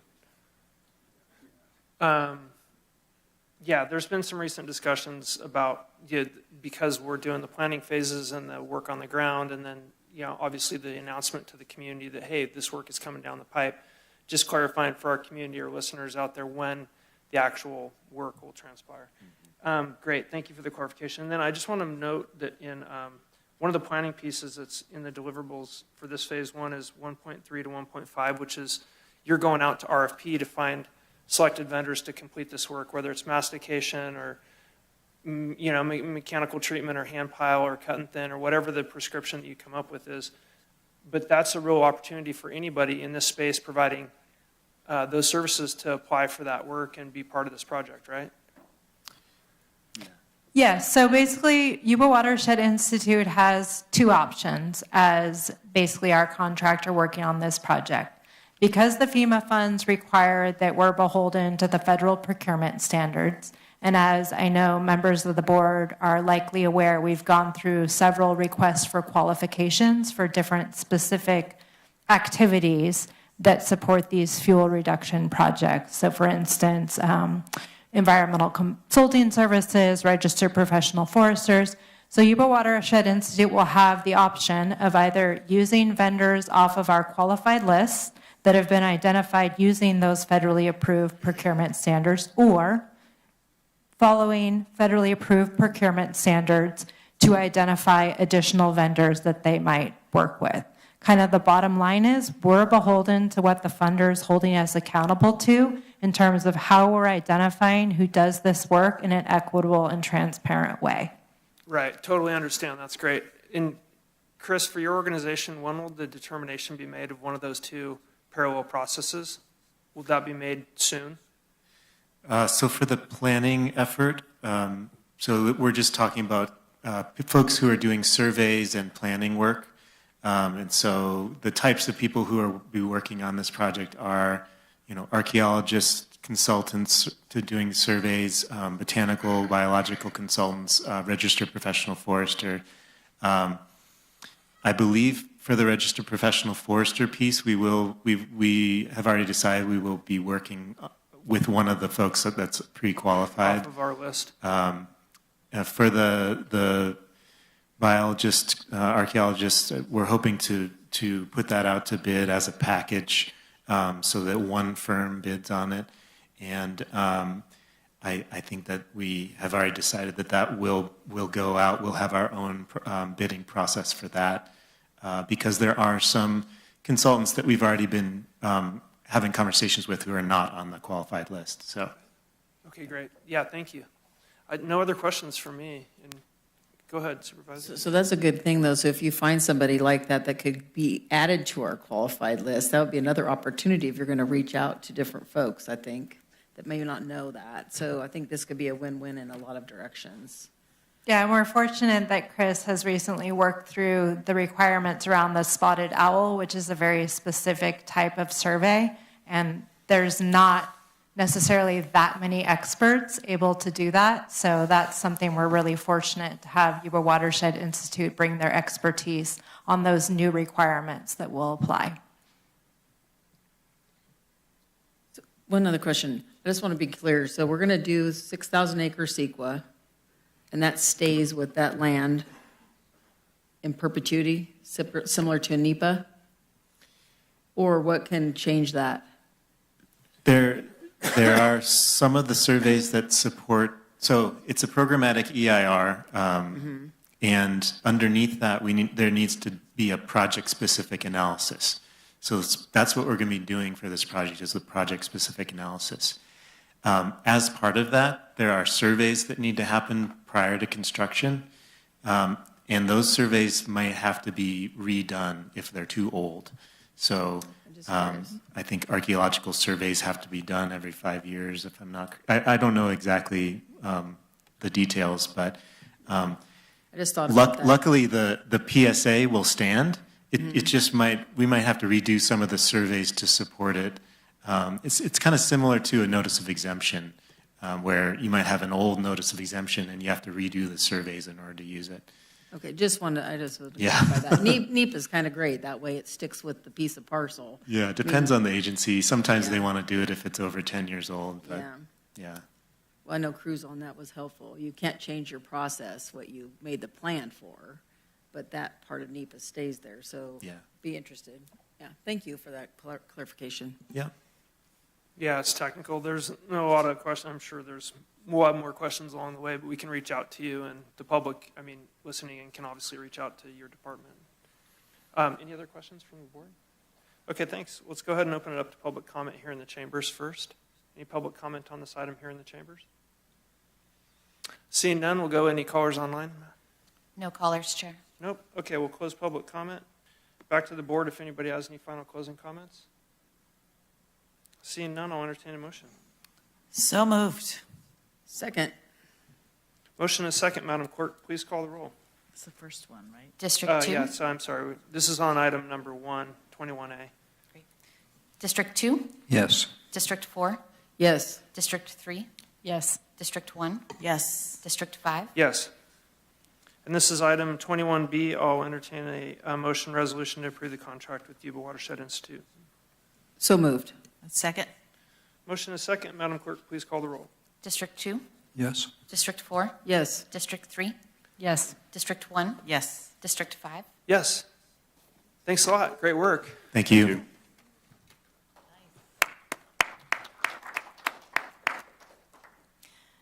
So Chair Bullock, I would like to recommend moving forward item 24. We do have a public hearing at 11, and so checking in with the Sheriff's Department that would provide sufficient time for their item. I'm sorry, you want to move into item number 24 right now? Correct. Okay, sounds good to me. Item 24, Sheriff Coroner Public Administrator Shannon Moon. This is a resolution authorizing approval of the existing military equipment use policy as called for in AB 481 and acknowledging, excuse me, the 2023 annual report and subsequent public engagement meeting requirements. Our Under Sheriff Brown and Sheriff Moon will introduce, oh, sorry, maybe not. Lieutenant Bingham? Yes, sir. Thank you. We'll introduce this item and turn it over to Sean Scales, who will give a PowerPoint presentation with that. Take it away. Thank you, Chair Bullock and rest of the board. I will actually be doing the entire presentation today. Captain Scales is unavailable. So just as a brief introduction, Assembly Bill 481 came into effect in 2022. It requires government approval for military use equipment. And then every year thereafter, we come back and release an annual report describing what items we still have in inventory, what items we're seeking, if there's any, and any violations of policies or whatnot. So today's presentation is just to present in a public forum, and the report has already been submitted to the board for your review, and then hopefully today you guys, the board will accept it, and then we can post it on our website, and then within 30 days we'll have a public viewing of all of our equipment. So go ahead and get started here. In the interest of time, we'll just cover the changes, any kind of changes that happened to the report over last year. Last year's report was approved by the board. Additions to report this year, flashbangs, otherwise known as distractionary devices. Flashbangs is kind of a generic term for that. Model changes, so we changed the device, the manufacturer that we used, more contemporary devices, less fire risk. So that's pretty important because what these devices do, they're distractionary devices. They make a loud noise and they flash a bright light to distract people, to try to disorient them so we could take them safely into custody. So the old devices will be cycled out. So the previous ones will either be used in training or they are still viable. They could still be used in the field. However, we want to phase those out to prevent a higher escalated risk of fires. Also included in here is the Sprinter vans. This kind of an odd or unusual, when you look at it at face value, addition to the AB 481 report. The Sheriff's Office does have 2 Sprinter vans, command vehicles. They are technically owned by Search and Rescue. They're search and rescue vehicles. However, AB 481 requires the report of any command and control vehicles under the control of the Sheriff's Office. So while they are technically owned by Search and Rescue, which is a 501c3 corporation, they are used to command and control deputies during evacuations. So in the interest of transparency, we added those to the report just to make it clear that we do have those in our inventory. Expected changes in 2024. First one there, removal of several automatic weapons. Historically in the past, we have had automatic firearms, i.e. rifles, that SED personnel have used. We're transitioning away from those. We're going to the more commonly used semi-automatic rifles that are available to patrol officers. Just best practices, most contemporary SED teams are moving away from fully automatic rifles. Change in the device for launching less lethal. So 40 millimeter is replacing the 37 millimeter devices. Again, this is just best practice and it's more commonly available. 37 millimeter is kind of being phased out. These are those launchers that you'll see that can either use less lethal projectiles such as beanbag rounds, rubber rounds. It can also be used to deploy gas from a distance. And then, so we'll be phasing out 37s and replacing everything with the 40s. And then as well, already previously approved by the board is the purchase of the Bearcat. And once we receive the Bearcat, which is essentially based on a pickup, a Ford Super Duty pickup chassis equipped with armor. Once we get that later this year, we'll get rid of our MRAP, which is that large military truck that we drive around right now. It's very, it's limited in its use, how heavy it is, how big it is. It can't go across a lot of our bridges and things like that. So we'll be getting rid of that as soon as we take possession of the Bearcat. As part of the compliance, our policy for AB 481 compliance is posted on the Sheriff's Office website. Our intent, if the board accepts the report today, is to move forward with a public viewing of our military equipment. That will be held on May 2nd, 2024. Last year, there were no attendees. However, we will still publicize it and have that equipment available if anybody wants to come view it. And then likewise, our report will be on the website after the Board of Supervisors if you guys choose to approve our report today. And that's it. I would be more than willing to entertain any questions or comments from the board. Okay, thank you. Any comments from the board? Questions? Seeing none, we'll open up public comment. Any comment in the board chambers on the resolution approving the existence of the military equipment use policy? Oh, I'm sorry. We'll open up the public hearing.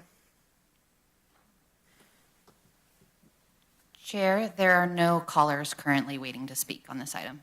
Okay. Any questions in the chamber? No.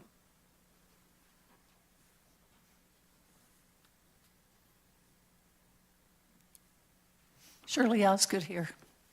I just want to say, I was looking at the list of things that could be purchased, and it was really scary. I understand you're just presenting these few things, but I have a little bit of a fear of us turning into too much of a militarized approach, and I really would like to make sure that that doesn't happen in our community.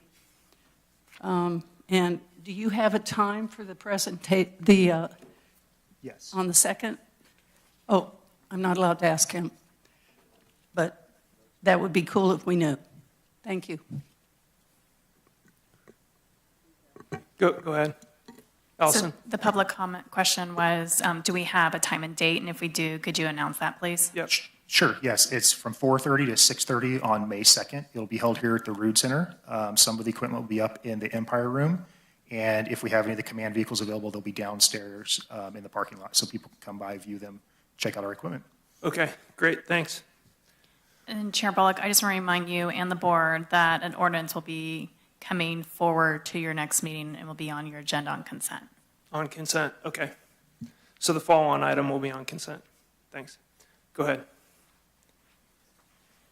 Jeffrey Gottesman, Nevada City, and also representing Peace and Justice Center of Nevada County. I hadn't intended to comment on this item. I didn't know about it, but and so forgive me for any ignorance that that comes out of my comment. But in general, the idea of military equipment being used by our local law enforcement, and I do really appreciate all the great things our law enforcement does for us to make us safer, and particularly those the search and rescue equipment. But my concern is that the more militarized our law enforcement becomes, it's awfully tempting for people who are using that equipment to get centered more on using their high-tech toys than it is to do community policing. And community policing, I think, is the thing that keeps us safest. And the other aspect of this is that I'm ignorant about how much our share of paying for this equipment is. And even if it was totally free, it would require a lot of maintenance. And it also, on the big picture, supports the military-industrial complex, because this is part of how they're able to afford to produce the things that they produce, which don't make our world a better place, and also which gives them a lot of political clout in our government processes. Thank you for your comments. Hi, Michael Taylor. I too am going to sound ignorant, but in the process of running for supervisor, I had a chance to meet a couple of sheriffs and to learn, because I was also kind of opposed to the military approach with law enforcement, and I was surprised to learn. I could be right, or could be wrong on this, but the county has a legal obligation to maintain a certain amount of military equipment as far as being able to protect the community if something were to arise. So learning that was beneficial for myself, to learn that there is an obligation by the Sheriff Department to have this service for our community. I just wanted to say that. Thank you. Thanks for your comments. Any other comments in the board chamber? Chair, we do have one caller. Okay, let's go to that. Thank you. Thank you.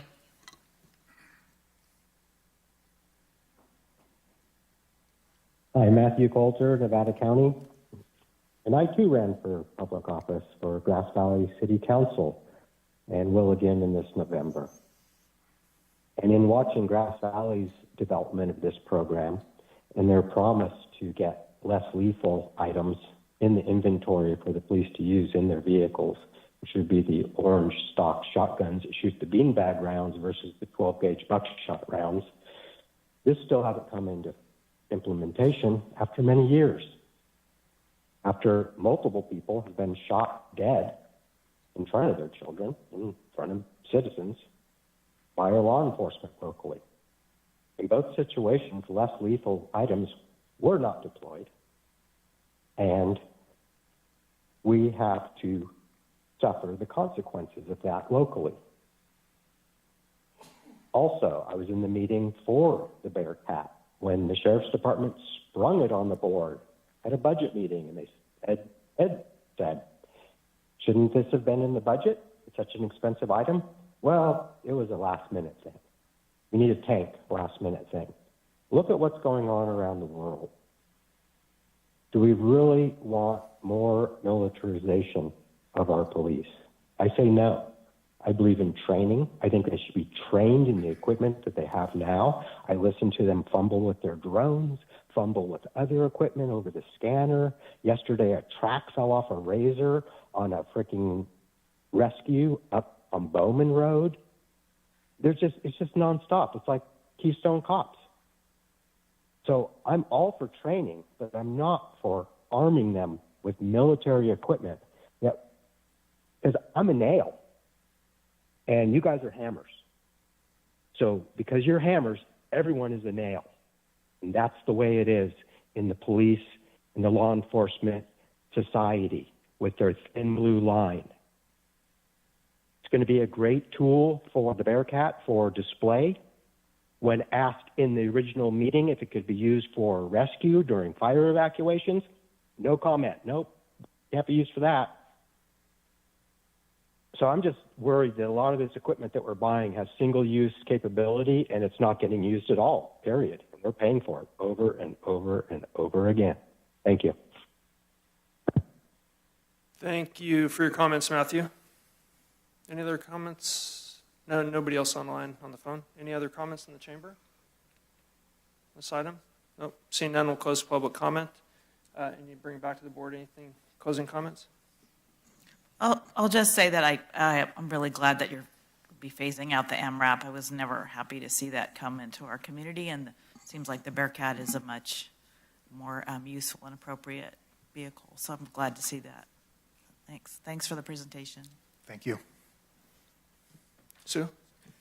No, good presentation. Having a tool that you need at the time you need it is important, and I do know the training goes behind that. And I think our sheriff's department does an amazing job of not being militant in our community. They're friendly, they're outgoing, they're helpful. There's a great side to it, but when we need you, we need you. And we appreciate you. So thank you for this presentation. I did go, not last year, but the year before, and looked at all the equipment that we use. I think that you're making headway. Like the bangers are gonna be a little bit safer to use for one thing. I mean, when you need them, you need them. The Bearcat, I think, is going to have some multiple uses over time, a lot different than that AMRAP for sure. So appreciate this. I think it was a good presentation, and got to have the tools you need in case. It's not always every day, but they're there when we need it. So appreciate it. Thank you. Thanks, Ed. Well, and I'm saying the same thing, and I appreciate the fact that you come forward. I realize you have to do that here, but the fact that you do display them and you show where, while this might be considered a military item, it's not used for military purposes, and it's used for your everyday situations that you could happen right here in Nevada County. And I agree with both Heidi and Sue. I think the one piece that we really had was military was the MRAP. We really could not use it, and I think it was given to us, if I'm not mistaken, is the only reason we had it. And so I think we questioned the Bearcat at the time, and I think it's going to be much more usable for you guys. So appreciate your presentation, the fact that it will be on display up here, and can be further comments on this too. So thank you. Thank you. Supervisor Swarthout. We're just debating how long the MRAP has been here. I know it's been a while, so thank you for the presentation. And I just want to say my experience with the sheriff's office is that they always lead with community policing first, and not in a playing with technology and toys and all of that sort of thing. They really are here to act in service to our community, and my experience with them has seen that firsthand. So, and I will say, just seeing the equipment. I was here a couple weeks ago on Friday when we had their little scare up here with potentially an armed person, and the response from the sheriff's office was amazing. So thank you for all the work that you do, and I felt very safe being in the building with that threat going on, knowing that you were watching out for us. So thanks. Thank you. Yeah, thank you. I have no questions, and I just appreciate I've as well seen the basis of your work is all community policing and search and rescue and the HEART team and your connection to my community in the 5th District on the east side, and the resources you put into it have been phenomenal. So thank you for your support, and appreciate it. Anything, seeing no more, I guess with that, we'll entertain a motion. So moved. Second. Motion to second. Madam Clerk, please call the roll. District 2? Yes. District 4? Yes. District 3? Yes. District 1? Yes. District 5? Yes. With that, thank you. And again, the ordinance, the official ordinance will be on our next meeting 2 weeks from today. Is that correct, under consent? Okay. And then the date, I think, is, I wrote it somewhere, May 2nd, 4:30 to 6? Yes, sir. In the Empire Room upstairs room. and then Okay. downstairs in the parking lot. Great, thank you.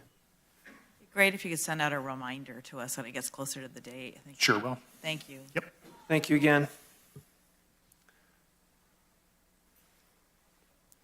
I think with that, we're pretty close to being on schedule. We're actually 1 minute behind schedule. We're going to go to item number 22. This is a timed item. This is a public hearing. Acting Public Works Director George Shurik, and this is a notice public hearing to consider adoption of a resolution annexing property into the Merrill Court Permanent Road Division and impose a parcel charge in compliance with Proposition 218. The Dreyer-Wegg parcel APN 037430037, same first three and 070-016 into the Merrill Court Permanent Road Division, authorizing collection of a parcel charge for road maintenance services. This is in District 1. With that, I'll turn it over to Mr. Pat Perkins to introduce the item. Thank you, Chair. Again, my name is Pat Perkins. I'm a principal engineer here at Nevada County. And to my left is Eli Larimer. He is an assistant engineer here with the county, and he's going to be giving you a presentation today on the Merrill Court Permanent Road Division, or PRD. Good morning, Board of Supervisors. As Pat said, my name is Elijah Larimer. I'm one of the engineers in Public Works. And we're here today to annex a parcel into the Merrill Court Permanent Road Division. The Merrill Court Permanent Road Division was formed in 2011. We're annexing the larger parcel here into the road division. The bounds of the existing road or the maintenance scope are not changing. There is already an existing easement for this property to use Merrill Court, and they would just like to be annexed in and pay their share of the road maintenance fees. We're not rezoning. It's just adding them in so that they can pay their share of the roadway. Again, not changing any bounds here, not changing any scope, just adding to the pot to take care of that maintenance. A petition was submitted by the property owners to be annexed into the PRD, as well as the documentation needed to be annexed in. As part of the California Proposition 218 measure, we have to conduct a ballot proceeding and hearing to apply a new parcel charge to anything within the county. So that is what we are doing here today, is doing the official ballot measure to annex them in and apply their parcel charge. So with that, I recommend that we move forward with any board questions, then public hearing, and then we'll open the ballots, tally them, and move forward with the resolution. Thank you. Thanks for clarifying. Do you want to mention anything first before we open? I have the pieces in front of me, but do you want to mention anything else related to the ballot process? Sure, Chair Bullock. Process definitely aligns with what Elijah just outlined. I recommend your board ask any clarifying questions. Then we go into the public hearing, and after that, we open the ballot, and then there will be time for discussion. Okay. Any board questions on the process? Okay. Seeing none there, we'll go to the comment period, open up the public hearing. Anybody in the board chambers like to make comments on the PRD item in front of us?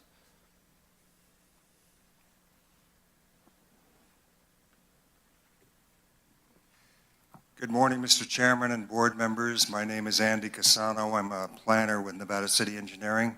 I'm here today representing the petitioners, Elizabeth Dreyer and Spencer Legg, just to answer any questions that you have. Thank you.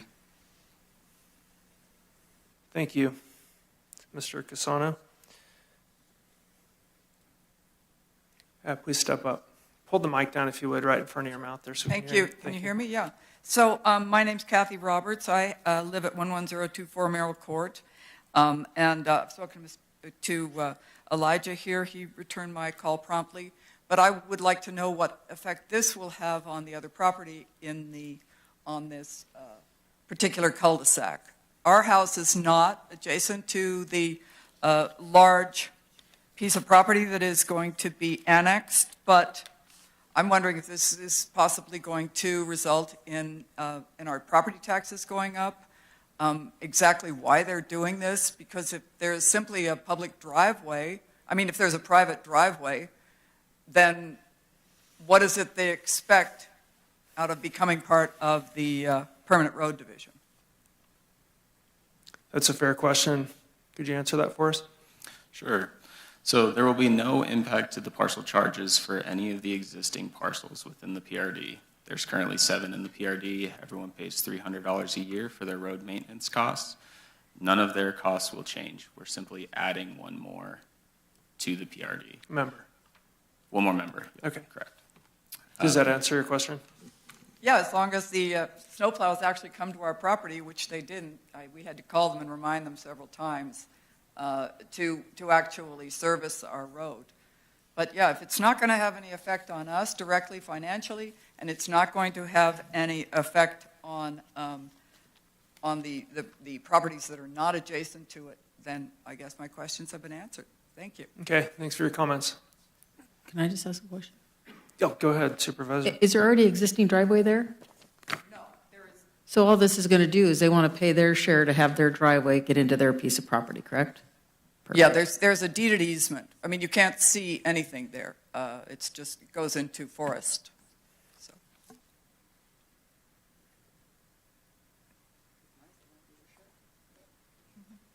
Yeah, it's unusual. I'll say that. That's right, yeah.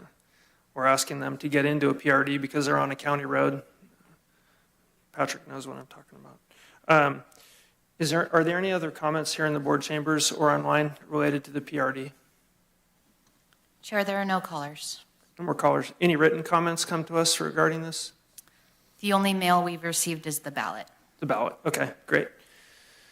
Seeing no additional comments, we'll close the public comment period, and I'd like to ask that the ballots are now counted and work with the clerk of the board, Madam Clerk, to officiate that.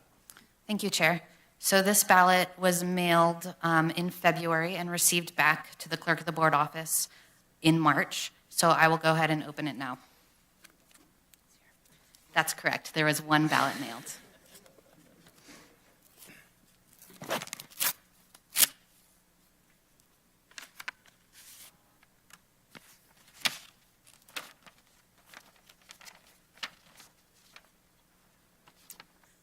Okay, this ballot was received from the owners of the following parcels: APN 037-430-037 and APN 037-070-016. That is the subject property.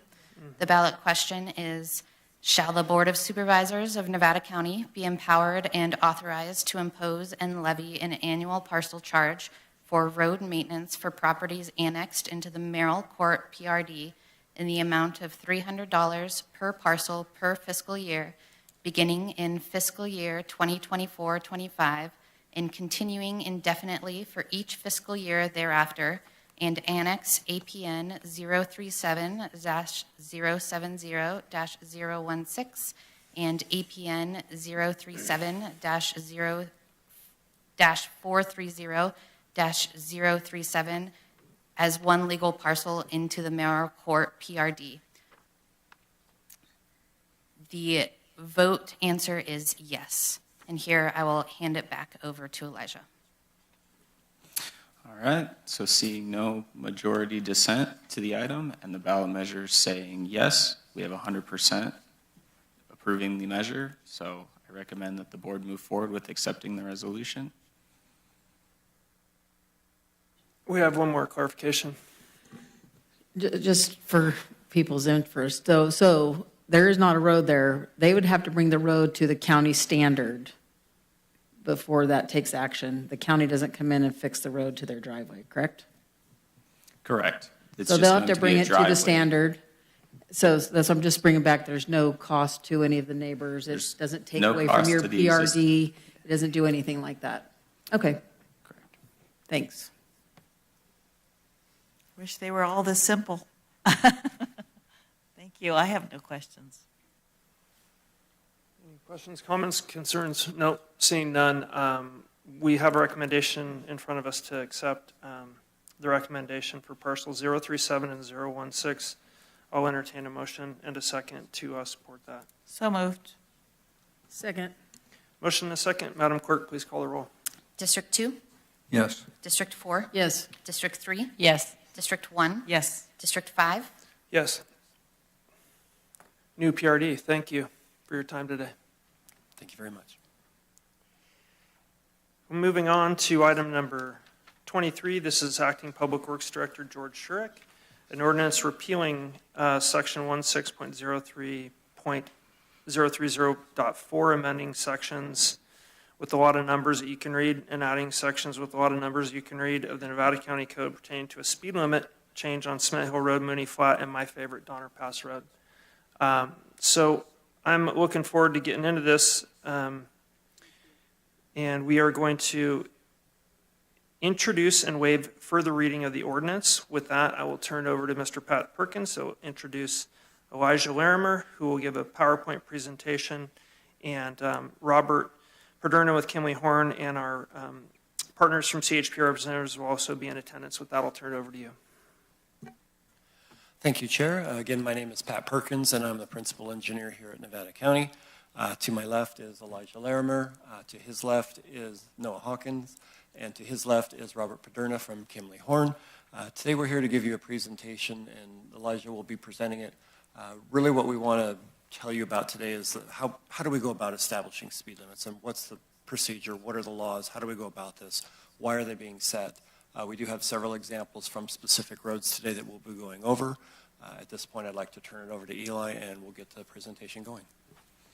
Thank you, Pat. All right, so we're going to be talking about how speed limits are set in general. I'll have a few examples.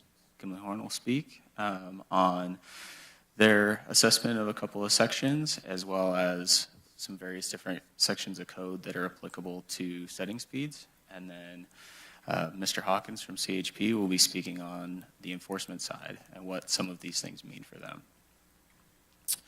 So what is an engineering and traffic survey? An engineering and traffic survey is something that we utilize to study a section of road, determine how fast the cars on that section of road are moving.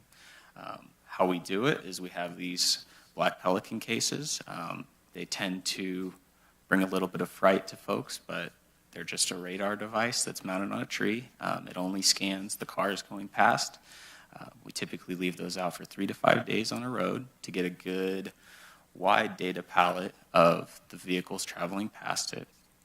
We have to do these in fair weather, so that can slow things down sometimes if we have a very rainy season, but in general, we can get these knocked out pretty well. So we then take that information, we plot it on a bell curve.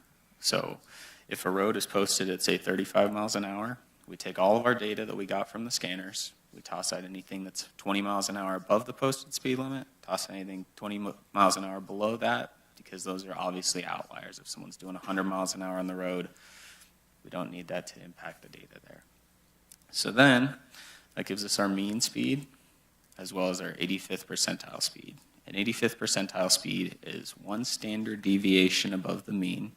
I hate to bore you with the engineering math, but the 85th percentile is considered what is reasonable and prudent by 85% of the drivers on a given roadway. The way California likes to set speeds is the drivers will drive what they find comfortable on the road.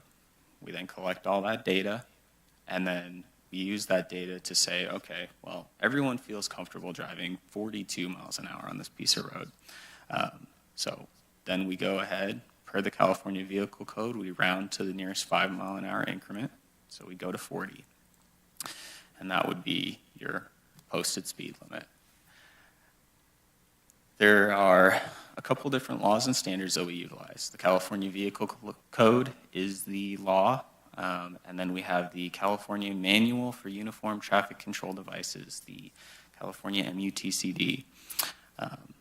The MUTCD is a document provided by Caltrans and the FHWA, to provide additional information and interpretations of the CVC, as well as guidance on various different aspects, signs, speeds, such.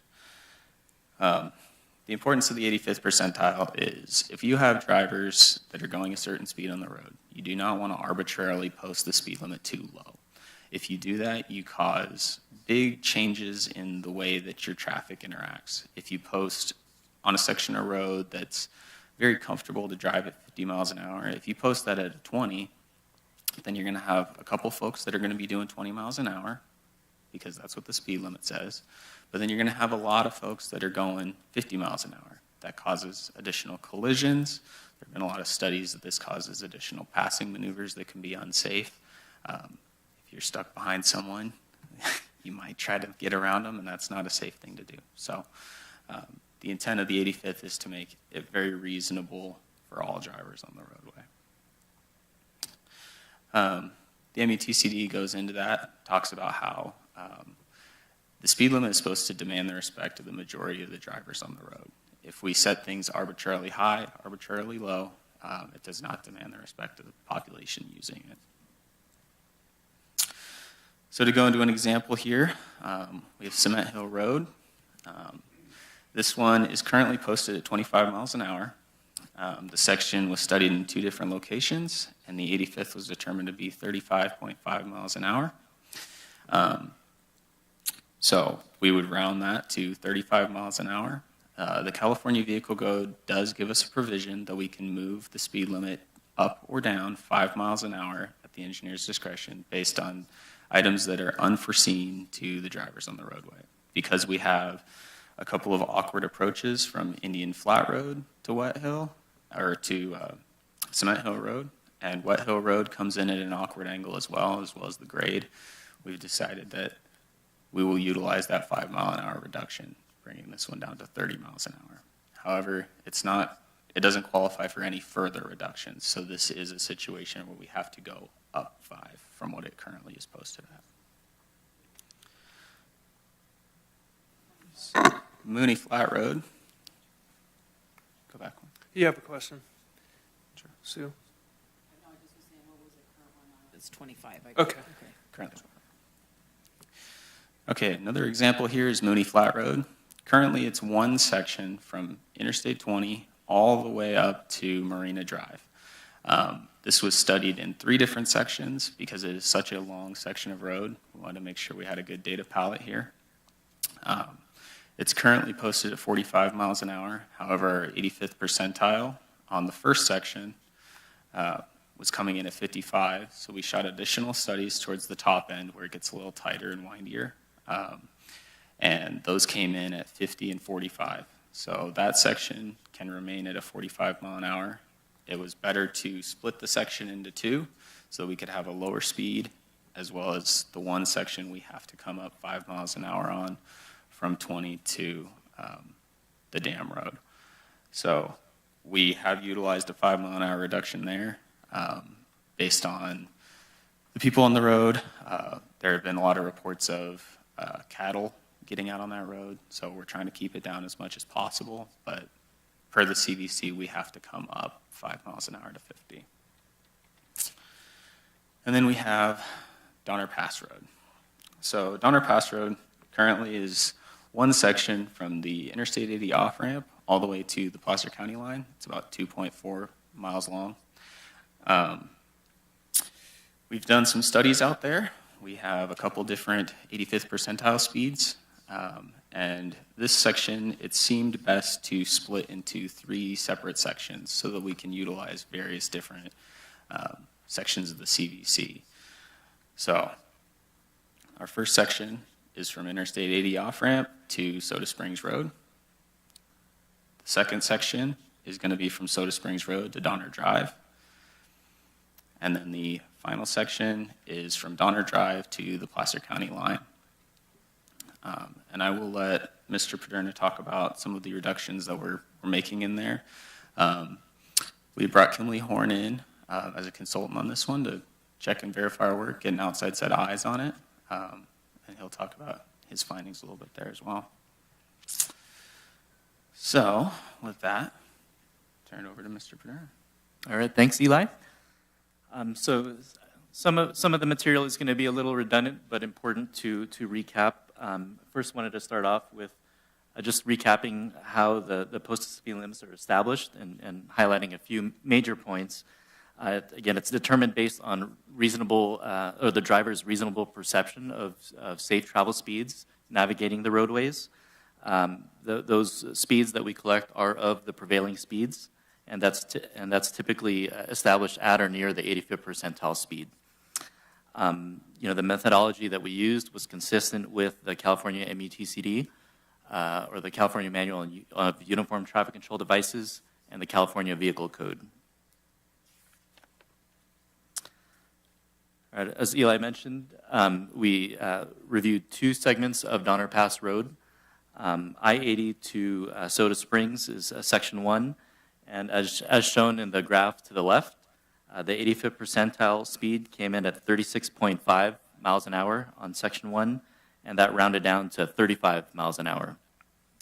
Section 2, from Soda Springs to Donner Drive, the 85th percentile speed came in at 42.3 miles an hour, and that rounded down to the nearest 5 mile an hour increment to 40 miles an hour, and that's shown on the right.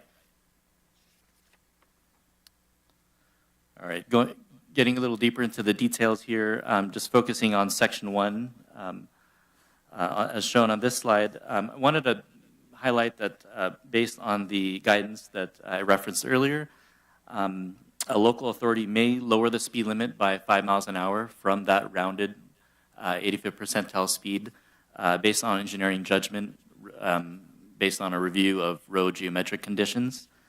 And in addition to that, a local authority may apply an additional 5 mile an hour reduction based on land uses along the segment that are high pedestrian and bicycle generating land uses.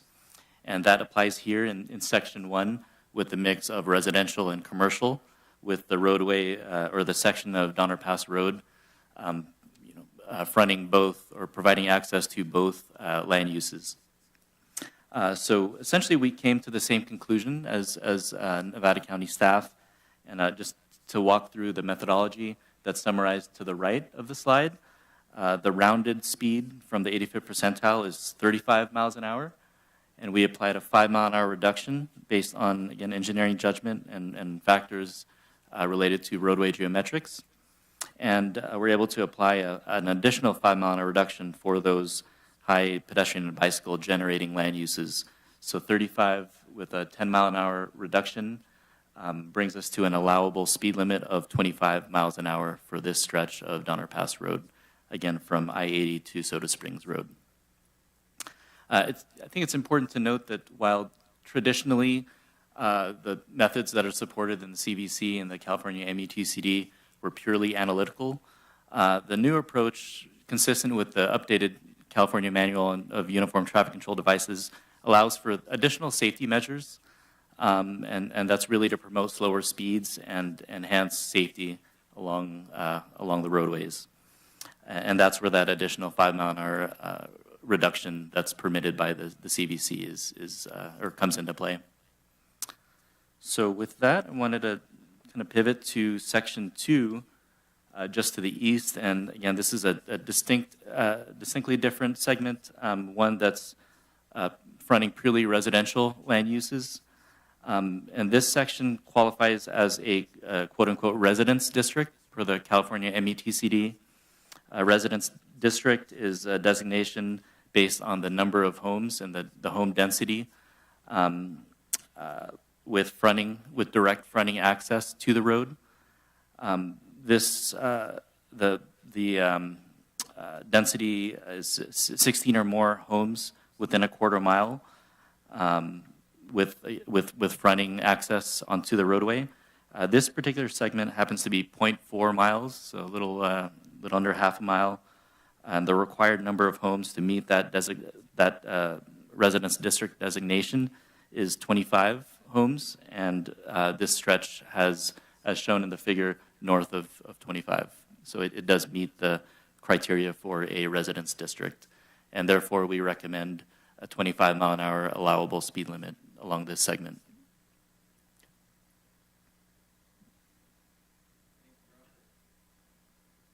Thank you, Robert. All right, and now Mr. Hawkins from CHP is going to talk about how our engineering studies impact their work. Good morning. First off, thanks to the board, thanks to Public Works for inviting us to be part of the conversation here. Speed enforcement and safety of Nevada County residents is always a top concern and priority for CHP. Before I kind of get into it, I would like to give some data, some information. My command consists of myself, 3 sergeants. I have 2 resident post officers who work up in Downeyville. I have 18 road patrol officers who patrol the various roadways throughout the county, and then 2 special duty officers who are primarily assigned inside due to the various administrative assignments and tasks. Last year, my road patrol officers issued 7,000 speed-related traffic citations, numerous verbal warnings. Due to their efforts, in large part due to their efforts, the fatal crashes in the county were nearly cut in half. So 23 fatal crashes in 2022, and 12 fatal crashes occurred. Obviously, our goal is that big goose egg, the 0 number. That's what we're going to continue to strive for year over year. But I think the enforcement that our officers provide, especially when it comes to speed, is a large contributor to the reduction in fatal crashes throughout the county. So to dive into it in terms of how the vehicle code applies to speed enforcement, there are 2 types of speed-related vehicle code. There's the maximum speed enforcement pursuant to the vehicle code. Maximum speed limits are like 65 miles an hour and higher. Those do not require an engineering and traffic survey. So if we can conduct radar, we can do speed paces, and anyone in violation could be issued a citation absent an engineering and traffic survey. All others are considered prima facie speed limits, which require an engineering and traffic survey for us to provide the enforcement, specifically to shoot radar or LiDAR. Section 22.350 shown on the screen here says that no person shall drive a vehicle upon a highway at a speed greater than is reasonable or prudent, having due regard to weather, visibility, traffic on, and the surface and width of the highway, and in no event at a speed which endangers the safety of persons or property. Pursuant to this section, we can issue traffic citations without an engineering and traffic survey. However, it is much more difficult. The vehicle code does stipulate that we are unable to issue or use radar or LiDAR to issue citations for this vehicle code section without an engineering and traffic survey. So those engineering and traffic surveys are critical in our ability to enforce this section of the vehicle code and conduct speed enforcement. That said, we still are able to conduct enforcement absent an engineering and traffic survey for this, but as I stated, we are unable to use radar or LiDAR if that is the case, if there isn't an engineering and traffic survey. It would require extensive justification in a court as to why a specific speed was unsafe, what conditions existed for the specific speed that the individuals issued a citation for to be unsafe. As I mentioned earlier, our goal is to provide, our mission at the Highway Patrol is to provide the county residents and any visitors and any roadway users the highest level of safety, service, and security. And we continue to partner with county roads and with Caltrans to make sure engineering traffic surveys are up to date and that we can have those tools at our enforcement. I'm also mindful of the community and the financial burden that citations pose on community members. So my direction, obviously there's a fine balance between making sure that we're providing the highest level of safety, but also making sure that, if there's opportunities to get the point across, to provide education and deliver a verbal warning to ease some of the financial burden on community members, then that's also at the disposal of my officers. Thank you, sir. All right. So I guess to summarize really quickly, the California Vehicle Code dictates exactly what we can do with the speed limits. We try to utilize anything that we can to manage those speed limits and not let them get out of control. However, legally we have to abide by the California Vehicle Code. The engineering and traffic surveys are critical. As I mentioned, they are used as evidence, as well as how we set these speeds. So we want to make sure that they're rock solid. And with that, are there any questions? Yeah, thank you. I know we all learned a little bit, and there's a lot of pieces that go into making these recommendations, so I appreciate you bringing it forward. Before I turn it over to my colleagues, I just want to ask one question, just clarifying that you have the surveys based on the 3 roads that are here before the board. You have the surveys and the supporting documentation that you need to make just routine enforcement activity on those roads. Is that correct? So those sections of roadways don't fall within my jurisdiction, the CHP Grass Valley area jurisdiction. I believe those are either Truckee area or Gold Run area. The Truckee commander's on vacation. He wasn't able to be present today. Yeah. I talked to Officer Rardon yesterday, and I just wanted to just confirm, just because it was a little confusing to me the way the slide was set up. You're not saying that any of the pieces for these 3 road sections would not be enforceable. You're not saying that to us, right? Okay. No. So these studies will be sent to CHP as soon as this ordinance goes through. Thank you for clarifying. Sorry, I didn't mean to interrupt. Oh, that's okay. Yeah, once we do have those surveys, we can conduct radar and LiDAR in order to enforce the 22-350. However, we still are able to conduct that enforcement and cite individuals for that section, but we wouldn't be able to use radar and LiDAR pursuant to the vehicle code and the consideration that would be considered a speed trap. Okay, I understood. Yeah, thank you for the clarification. With that, we'll open it up. Any clarifying questions needed for any other presentation? None? I know. So I struggle with how you guys determine this. When we did the McCourtney Road thing, I look at the speed limit going through Rough and Ready. I know this is different off tack, but we got roads that have no shoulders when we go through small towns like North San Juan. So I'm always struggle with this philosophy you have. I like the idea that you could go down some mileage here. So I look at that, and I look at Money Flat, and you're going to raise it 50 miles to 50 from 45, and I watch people fly down there going 60 already. And with boats and all the activity that goes down there and agriculture, so I do hate to see that. Actually, Cement Hill kind of surprised me too. I drive that road every occasionally, but just being said, I don't love how you have to plan this. I get it. I'm glad to see those numbers go down at Donner Pass Road area. I think that's going to be very beneficial for those neighborhoods.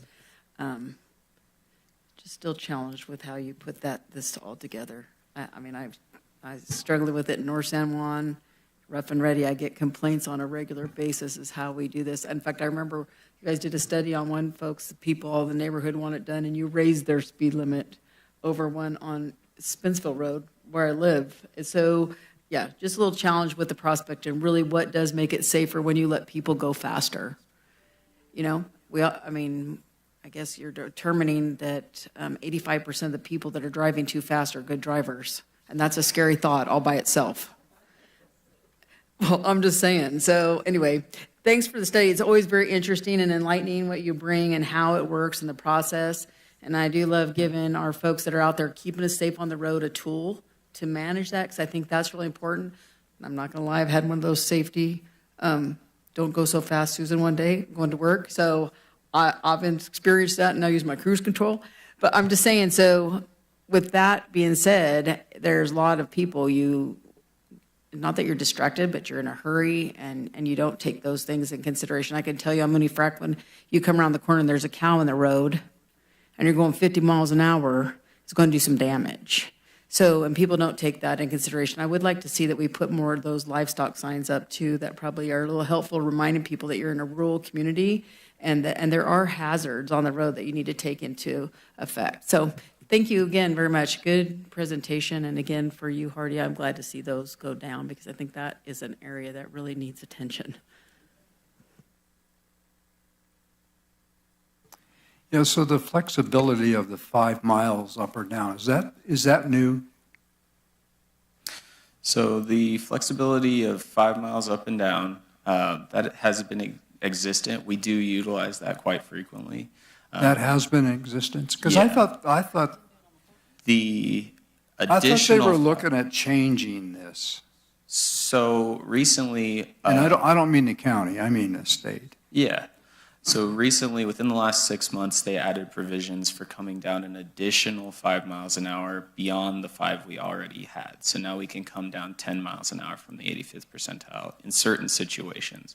If we meet the criteria for pedestrian and bicycle generators, that's how we can utilize that additional 5 mile an hour reduction to come down a total of 10. But previously, we could only come down 5. Okay. Yeah, I understand the frustration on this. I remember the last time we looked at Highway 49 and what we went through, and I think we left it at 55. And if you drive Highway 49, there are times when it's really busy and you go, what in the world is this traffic going so slow for? And it's like, well, yeah, there's a guy up there doing the speed limit. You know, I mean, and it does. You mentioned it. You've got it. You said it at 20 miles, and it can be an unsafe situation. And I look at 49 and say, I think 55 is a little too slow for that highway. That's your job, not mine. But I do drive it a lot.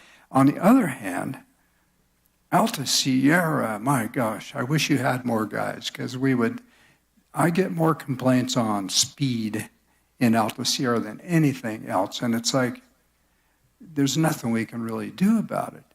I do like one of the letters that came in, I think it was from the Donner Summit Association, and I think it was a woman said, speeders will be speeders. There's no way that that's going to change, but perhaps it does work as a calming, and I do like that aspect of it too. So very frustrating. I know it is on your part too, but I appreciate the work you put into it. Certainly support it. Thanks, Ed. Heidi?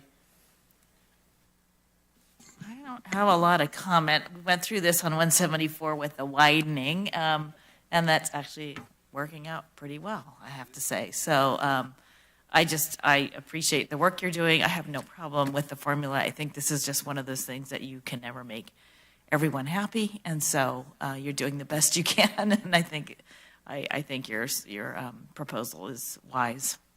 Thank you. I would agree. Speeding and traffic accidents tend to be based a lot on people's perception versus the facts. And so it's nice to see the statistical information, how you determine it. But, you know, in the past, I've gotten phone calls from people saying, you know, there's accidents every day on my street. And so then you go and you pull the actuals, and there really weren't accidents every day. There might have been one accident in a 12-month period. But again, it goes back to people's perceptions. And, you know, when people are concerned for their safety, I don't want to argue with them about it. So having the statistical information that you've provided, I think, is really helpful.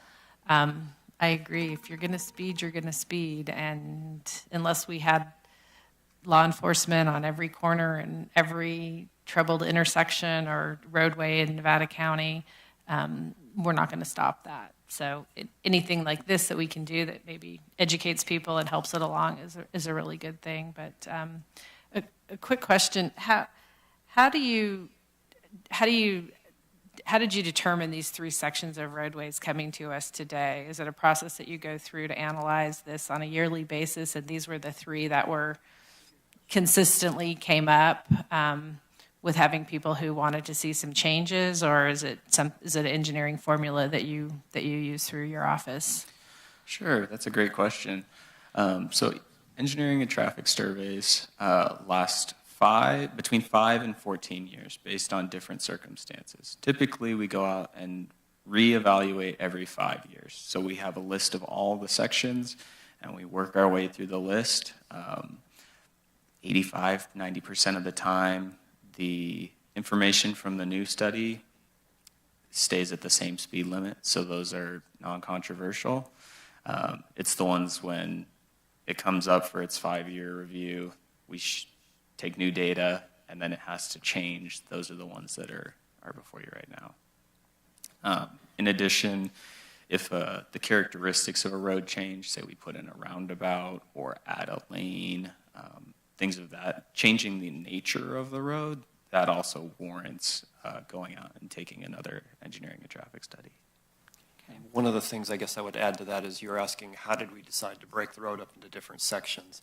And what we really try to do is to set it up where the radar box, the example or the picture that he had up on the screen, we try to set it as a representative for that area or that section of road. So in the case of Donner Pass Road, we really have several different groupings. You've got a residential section in the middle, you've got people trying to get up over the summit, which would be further to the east, and then as you get closer to Interstate 80, again, becomes more mixed commercial. So we're trying to pick a representative spot for each different section. So if there's not a lot of traffic, one particular study might last or cover in a zone of miles. But in this case, because we've got so many different or changing items, we wanted to grab a sample in each individual section. This is just to get a good flavor for what's going on up there. So I will make a pitch for next year. 2 roads that are in my district that I do get calls on, Alta Street and Ridge Road. And they're hard because they go in and out between the county and the city of Grass Valley. So, and I know when I talked with Patrick, we talked about maybe some collaboration there. But I know that especially on Alta Street, because of the steep incline and decline, it's people pick up speed really fast there. So just for next year when we're talking about this option maybe. Thank you.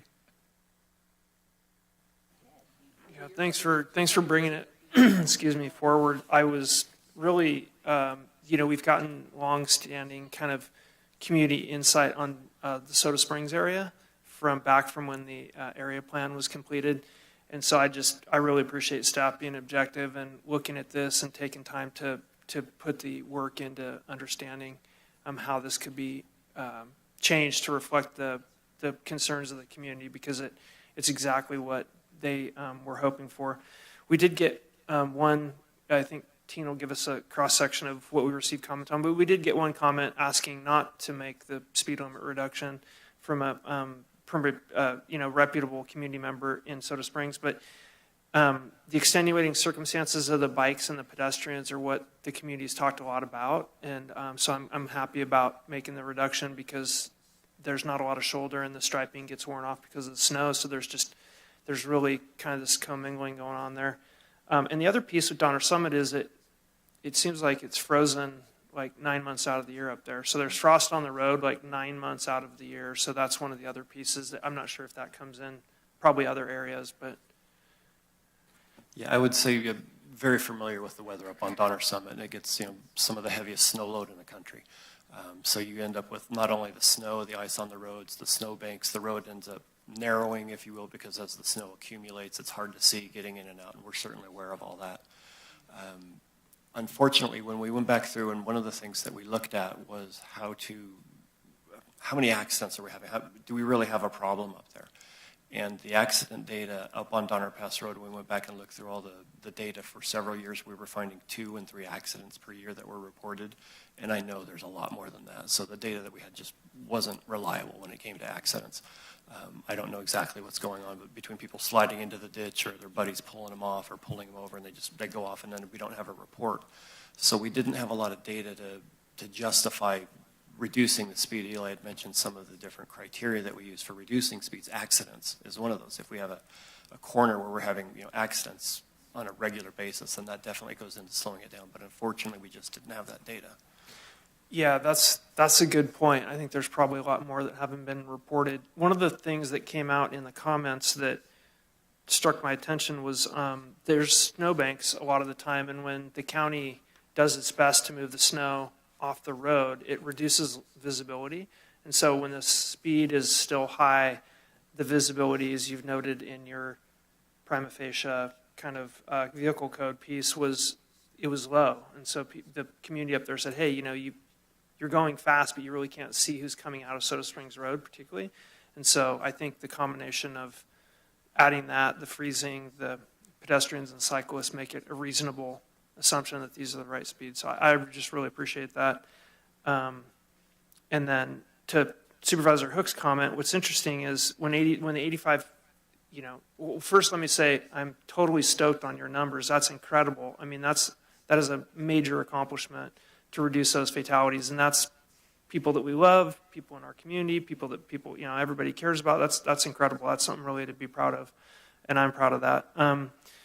That said, when the 85th percentile is going 90 miles an hour, I don't know if that's a fair way to judge whether that road is safe or not. I know vehicle technology, and we all get inside a car, we don't hear any road noise, and the computer's in front of us, and it feels like that car could go 130 safely, but really it may not be safe for anybody else out there. So I don't know if you want to comment on where that's all headed in California. I'm probably asking a question outside your scope, but I don't know if you have thoughts on that. Yeah, well, over the last several years, the speed has been a primary topic of discussion within the legislature, within our department. As you're all probably aware, the mileage death rate over the last several years has been slowly creeping up, due in large part to those speed increases. I think that the pandemic kind of set us back a little bit because, that brought telework, and which meant less congestion on our roadways. And when we have less congestion, unfortunately, people feel that they can, increase their speed a little bit because they feel that those dangers, there's less danger. So we've, as a department, we've been fighting that battle for the last several years. I can tell you right now, my commissioner, the head of our department, his top priority is to reduce that mileage death rate across the state. In-view patrol is one of his primary expectations of all the area offices, one of my expectations of my folks, because I feel that there's no greater deterrent to reduce speed than the visible presence of a patrol car. So, my direction with my staff has been that since I got here in last February, and I think that's been, contributing to that decrease in traffic fatal crashes. But yeah, the speed battle is one that's we fight every day. It's how can we truly reduce speeds? What other things can we do? We utilize Office of Traffic Safety grants that we get to put as many patrol officers as we can on our roadways to supplement the staffing that we have at the area office. That's something that all of our offices do across the state. And it's just it's an ongoing battle for us. But if there's, we welcome ideas, we welcome concerns. I know, Board Member Schofield, you said that you receive complaints, roadway complaints. Any complaints that you have, please send them my way, because we do receive similar complaints, traffic complaints that come through regarding speed and other items. So when I get those, we task our officers in enhancing patrol in those areas and focusing a little bit more in those areas. So I don't know if I probably didn't really answer your question, but I'd say it's an ongoing battle. It did. It's nice to hear that your leadership acknowledges that this is kind of a critical issue for everybody. So thank you. Yeah. No more questions or comments from me. Chair Bullock, if I could. Two things. I just want to make a note of the fact that the second reading is coming on May 14th, and just by way of explanation, today on your consent calendar, you voted to renumber all of the new codes. So we have brought this ordinance forward with those new numbers. The second reading of the renumbering will be at the next board meeting, so therefore we're skipping one to bring this forward with the new numbering. And then because this is an ordinance before a motion goes forward, if you could at least read the title of the ordinance. Okay, we'll do that. And I'll do that when we call for a motion. Thank you so much. Any public comment on the line for us? Chair Bullock, we have one caller. Okay, let's bring him in.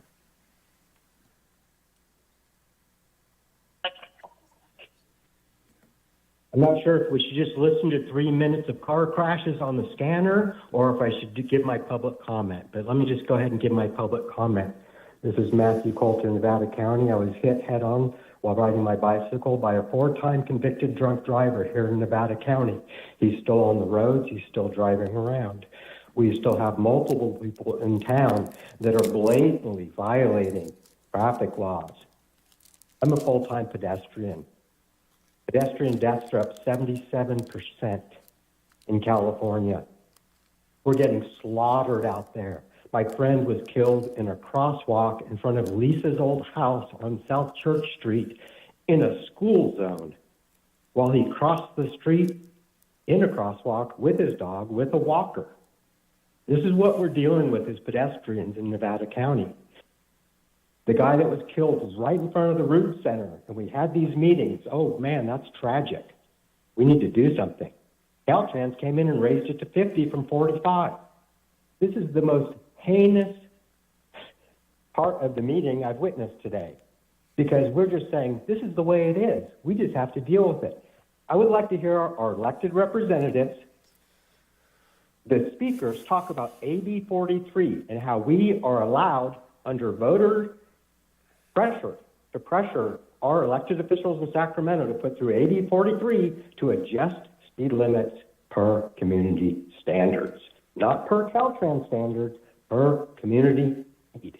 We have horse roads that have been widened slightly, and then we expect people to go 100 miles an hour on them, and that's what they're doing.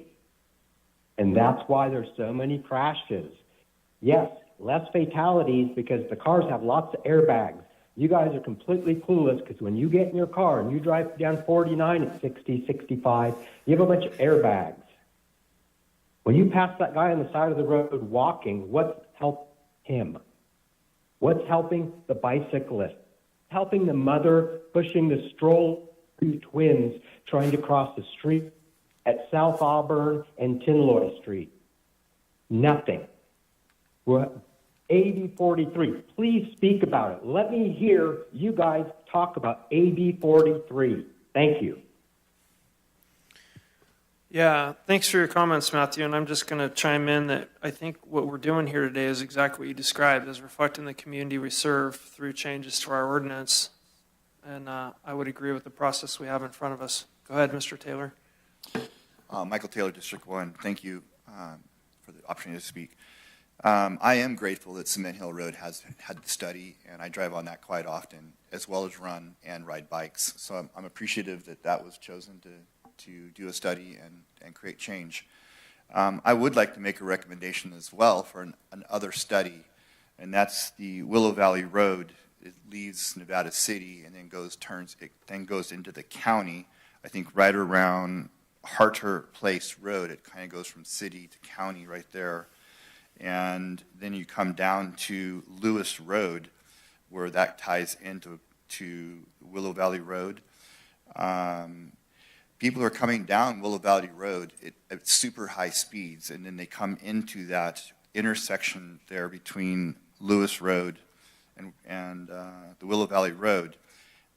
My recommendation is that there's a stop sign on Willow Valley Road to help people transition from 50 miles an hour or 45 or whatever it is. They come down there quite fast. Put a stop sign on Willow Valley Road, and then that would transition to a normal city speed of 25 miles an hour. So my recommendation, or request you might say, is to please do a study on Willow Valley Road at some point. I know that they've widened it and they've done quite a few improvements, and I'm not sure if a study's been done since those improvements have been done to understand that speed difference between those two areas. All right, thank you. Thanks, Mr. Taylor. That's a good question. Is there, do we publish any of the future outlook if we're looking at different road sections? Is there? Yeah, I would say typically we're going through the list systematically, and I don't know where Willow Valley sits in the list of all the different county roads, but we could certainly go take a look at it or see when it was done last. So as the supervisor for that area, I used to get a lot of calls on Willow Valley Road for speeding, and I have not in the last few years. So whatever you have done, and I'm not sure what it is, seems to have been helping. I'd be happy to take a look at it and see when the last study was done. Thanks, Patrick. Any other comments in the chambers? Other callers on the line? Chair, we have no further callers. We did receive a number of written public comment. As of yesterday at 4 p.m., your full board had received 9 written comments in support of the proposed ordinance, including from representatives on the East County associations, such as the Donner Summit Association and the Truckee Trails Foundation. And then you had also received 1 written comment opposed to the proposed ordinance. Okay, thank you. So I'm going to read, with that, I'm going to close public comment, seeing no additional public comment, no additional comments from the board. I'm going to go ahead and read this entire thing, and then I'll look for a motion in a second. So this is an ordinance repealing section 16.03.030.4, amending sections 16.03.070.1 and 16.03.050.3, and adding sections 16.03.040.15, 16.03.080.3, 16.03.030.150, and 16.03.030.151 of the Nevada County Code pertaining to speed limits on Cement Hill, Mooney Flat Road, and Donner Pass Road. And I'm going to waive further reading of the ordinance, and with that, I'll entertain a motion. So moved. Second. Motion and a second. Madam Clerk, please call the roll. District 2? Yes. District 4? Yes. District 3? Yes. District 1? Yes. District 5? Yes. Motion passes. Thank you so much for support of this item, and thanks for coming here and talking to us today. Thank you.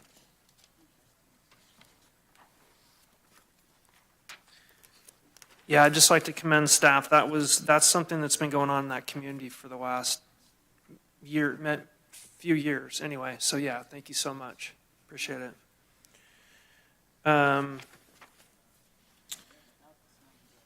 Even without the snow, yeah. We're going to move on to announcements. And we have board member and then CEO and chief of staff announcements. And I'll start with anybody who's ready. Does anybody want to kick it off? Go ahead, Supervisor Swarthout. Mine is very short, so felt like I was a lot busier. But when I looked back, I didn't have that much county. I did have a meeting with Supervisor Schofield a few weeks ago with the Cannabis Committee, just moving forward with the work that we're doing there. A week ago Friday, I was up here for a meeting with AP Triton, who is doing this study on the fire districts, and they are interviewing members of LAFCO. So I think I was interviewed by virtue of that, and it was really interesting to hear where they are in that study and some of the work that they were doing. The gentleman that I spoke with is a retired fire chief from the Central Valley, and he was very knowledgeable about consolidation. So it was a great conversation. I met last week with the executive director for the Nevada County Contractors Association, just to have a general conversation about some of the projects that are happening in the county. And he just wanted to let me know that however the NCCA can help assist the county with any work that they're doing, they're happy to lend a hand.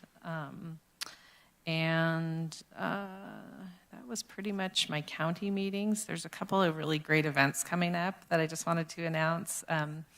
If you enjoy live theater, there's a children's production of The Princess and the Pea at the Center for the Arts this weekend, and it's Friday and Sunday, and it's all local, 37 local kids, and it's going to be a really fun event.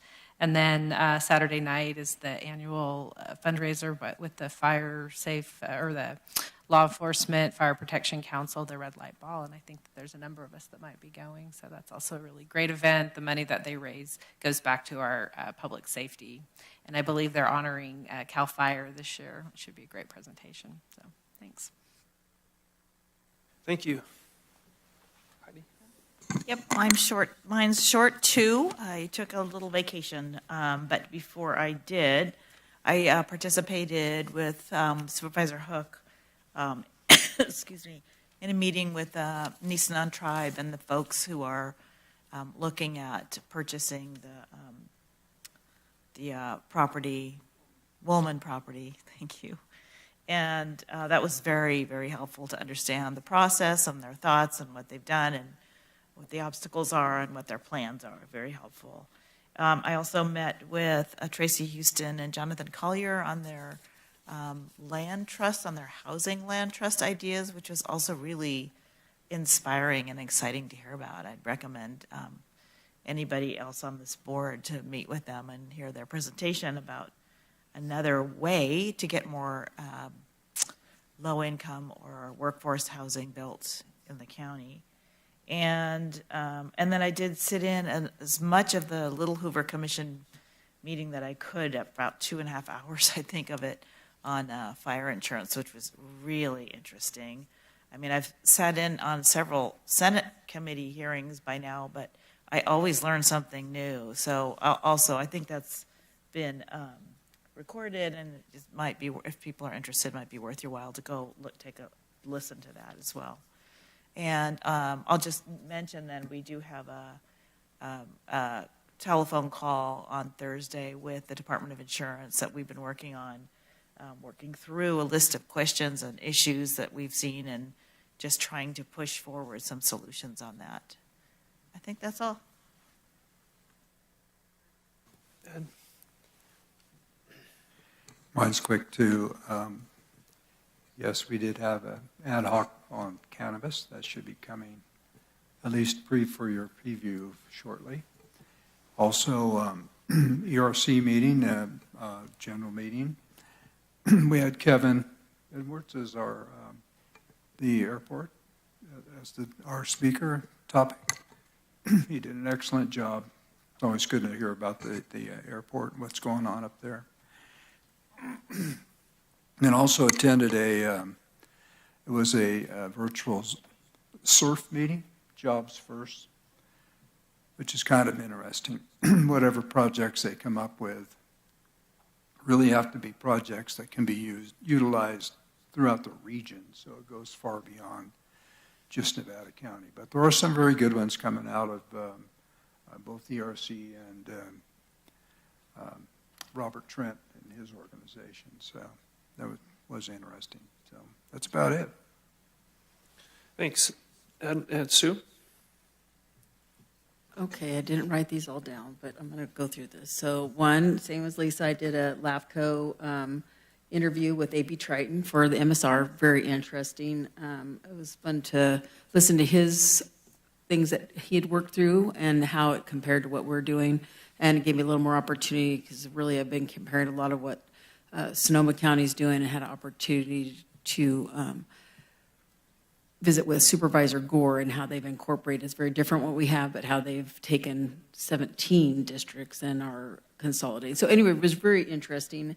I'll be interested to get the draft is supposed to be here coming up this month, so looking forward to see that.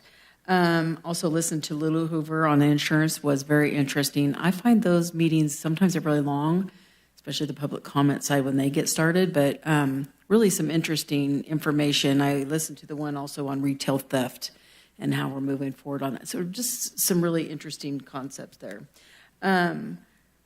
Met with the folks from CHIRP, and that was a really interesting conversation with their attorney and their real estate individual with Heidi. I think we had a really good conversation. It's kind of excited where they're seeing with their fundraising and where it's going. So a lot of work still to do, but excited where that may lead for them. I did some Pin Valley MAC interviews, which was great. Looking forward to having a couple of new members on there, and there is a couple of there is another opening. So if anybody's interested in my area on the Municipal Advisory Commission, it'd be great. Come and put in an application, and we'd love to visit with you as we look at things that are happening in the Pin Valley area. I had the tail end of a conversation about behavioral health with the constituent, and I just wanted to thank Allison and Ryan both for being so nimble and having this kind of conversation that reaches out and listens to the community's ideas, because really that's who we work for, right? And they come with some good ideas and things that we can research and move forward when we're looking at advocacy. So really appreciated that. One of the interesting thing I went to a Mount County's Water Association meeting reception, and we met. This was over at Tuolumne County. It was really interesting. So I made it to the reception through the snowstorm, which turned out to be very interesting, to say the least. But it was a wonderful opportunity to visit with other people, other water districts, and we went to Columbia, what a historic little community. And if you have opportunity, you should go see that. It was really interesting. They've restored the hotel. The downtown is really, very historic. I mean, a lot of that was closed, but it was really a great thing. The snow came down. It was absolutely tremendous. But the highlight for me that evening was to sit and visit with Assemblywoman Alvarado Gill. And we had some really good conversations and made connections and have a couple of meetings set up with some folks here in our county with her. Got to visit with Tom McClintock. Both of them, I got to talk about our water issue here, what we have going on in Nevada County. Both took a real interest and were willing to step up and have a conversation as that moved forward. And with that meeting was actually canceled the next day, so we came on home because I woke up with 5 inches of snow in my car. So it was quite beautiful, and so we're going to have our meeting that's coming up now. Will be on, it'll be a virtual meeting that we'll be able to handle. One of the other highlights for me was sitting in and listening to my ESPJ, which is Solid Waste Commission. And I have even more respect for what David Garcia does in our small community as far as what we do with recycling and how we're headed, because small communities are really different. So we had a special meeting on SB 54, and that's really interesting as we move through. It's going to be what that shift is for producer responsibility for recycling and the cost, because we don't have any place to send it. So anyway, really interesting. And again, I would have never learned so much about solid waste until I had this position and had the MRTs and all that in my district. And it's so, I don't even know sometimes have the words, how involved it is and where we're coming, especially when you have Cal Recycle looking at how we're going to make these rules and regulations that are really not a one-size-fits-all. And we have a lot of work to do. And this little county here we're really on top of things, but it's gonna be challenging financially if we don't make some tweaks to what's coming down the pike. So those were the big things that I did. Had a meeting with some folks from Sammy's Friends. That was good. There's always challenges. We have a lot of critters in the community, and I think that's we keep looking back to the challenges with the folks that turn in critters and the care that goes for there. And I just want to push out again that, community responsibility is a huge portion in here. Spay and neuter critters. I mean, this is a hard thing when we get over and inundated with our animals out there, and they're always looking for volunteers and of course donations that still continue to help run that operation out there. I got to commend the county's been doing a great job in helping monitor that and with help with the work that's going on there. So love to keep visiting with that. And had a short meeting in the hallway upstairs on this new program for the community investment in housing. So yeah, it's been a good couple weeks. Everybody's busy. Yeah, thanks for the updates.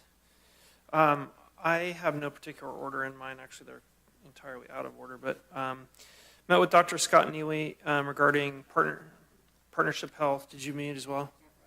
Yeah, everybody probably had a quick touch base there. Dr. Scott Neely is in charge of our Dignity Health system here in Nevada County. Had a great meeting with staff discussing the planning concept for our meeting in East County in June. So that was great. Got to understand what we want to get on the agenda, If you or any of my colleagues here on the board have something of significance in that part of the county or your part of the county as it connects to subject areas, please send it our way so we can help make sure that we support you and get that on the agenda.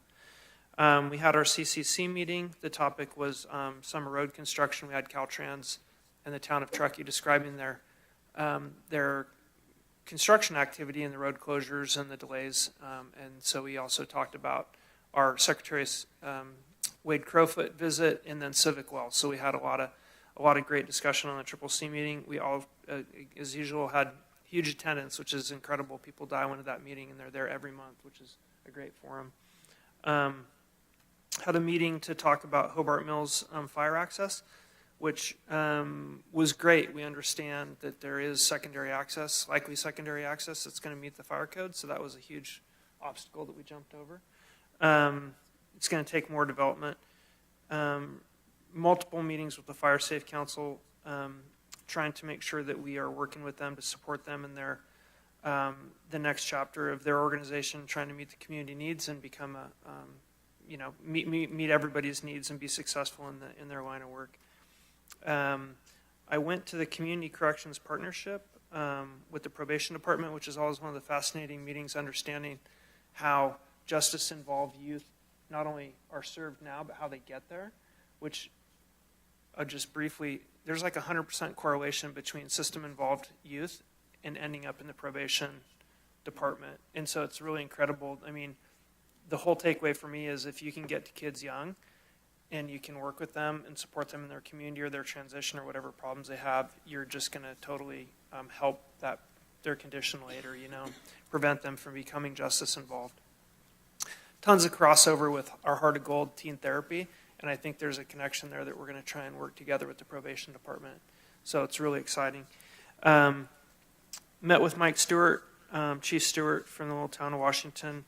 PG&E is undergrounding a bunch of power lines in his neighborhood, and I worked with PG&E to get the shape files so that he could understand simultaneously where his water pipes are, which is a cool crossover between PG&E and the local utility district because they don't know where their water pipes are, so they dig them up.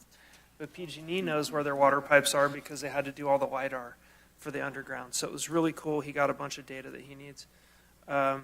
Supervisor Schofield and I had an AQMD meeting, Quality Management District.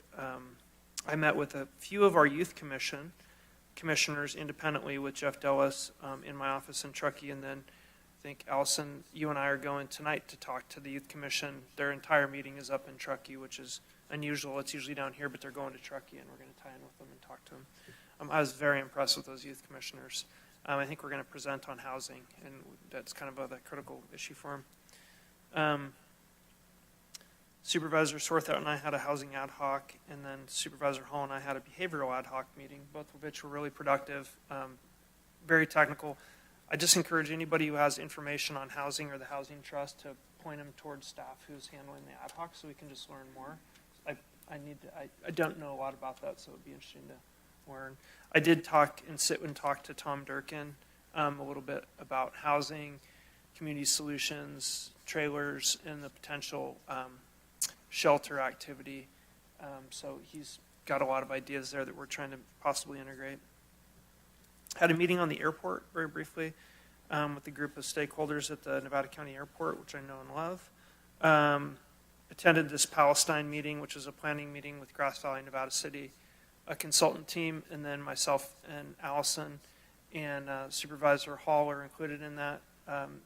Inconclusive at this point, just still in the planning phases. Did the Art in Public Spaces reception out here for the Wild Edges piece. Supervisor Sorthout and I did that, and then I attended a biomass meeting at North Star. They are, I guess it's like this close to getting their biomass on the ground and start constructing it. So it's going to be basically bring the stuff in chips, put it in there, burn it. It creates thermal energy that supplies the North Star campus, NCSD, and others. So potential solution for our new site there in Grass Valley and the work that others are doing on biomass. Met with District Attorney Jesse Wilson. He's got a new attorney that's running things in East County. So I met with the new attorney there that has the office in East County, a really nice guy. met with Amy Oron from North Star, the ski resort. They've got their Epic Promise is a philanthropic endeavor to reduce their impact in mountain communities. So we're trying to make an inroad with them to see how we can work together. Their Vail Resorts is I think they're actually the biggest operator of ski resorts in this day. They've conglomerated all these resorts, so they're a big player. And then I think we all talked about the CDA Public Works Assessment. So talking with somebody who's thinking about trying to find the next perfect candidate for Public Works, which I was really impressed with. Is his name George?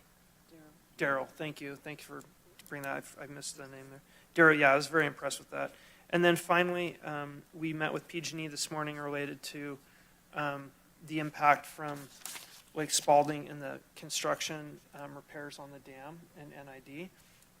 There's no shortage of really difficult conversations there at every level. I think the takeaway for me was we have to work with PG&E. We have to work with NID.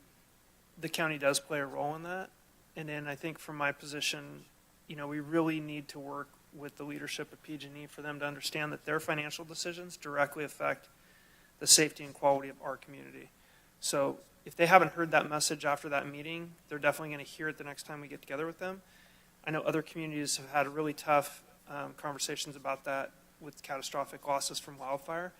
I don't want our community to get there. I'd rather have those conversations now when we hold them accountable and we can get their investment in our community before we have any sort of catastrophic losses. That's hydro or environmental or fire or power related, any of those. They are here. They are answering our calls. They return our calls. We had a good meeting this morning, but there's more work that needs to be done there. I'm sure Supervisor Hook has more to say, or Allison, if you want to jump in there, go ahead. But that's my announcement for PG&E. No, I think you said that very well. It was a good, well-attended meeting, so thank you. And yeah, there's a lot of work to be done. A lot of work to be done. I think it's going to take more meetings, and I know, Jeff, we may task you to help us assemble those meetings and make them more recurrent, I think, over time. I think would be great for everybody, and I don't know what form that's going to come in, because I think the whole board here would probably have something to talk about, but we can work that out later. With that, I'm done. We'll turn it over to our CEO, Allison Lehman. Yeah, thank you, Chair Bullock. I do want to expand on the PG&E meeting this morning regarding Lake Spalding, hydro operations and maintenance. It was a good briefing. We had our fire districts there, the town of Washington, as well as Consolidated. For me, I believe the takeaways is one, how can we position ourselves to support NID as a partner with their water delivery? They're monitoring it closely, but what we're hearing, it's going to have impacts both on our ag community, recreation, and businesses. So it's something for the board to be watching. The second piece is that we're going to be monitoring in terms of triggers to look at a local declaration of emergency if needed. If PG&E is not able to meet the infrastructure benchmarks for the powerhouse, we'll be working with our OES in the state to look at what that would mean to get state support. We're also looking at setting up weekly meetings as well, because I think it's also important in terms of river safety and making sure that our first responders have that information so they could plan and prepare appropriately. And then I also just want to, for the public's knowledge, really want to recognize UBNet for the comprehensive reporting on this issue, so the public could go there and get the background as well as the current status. Other updates, again, opening of the Art in Public Places reception for Project in Wild Edges. Really encourage the public to come to the Government Center to see the exhibit. It's very well done, and just super impressed with the Arts Council for every exhibit that they bring to the county. It just seems to be enhanced, and it's really exciting to see.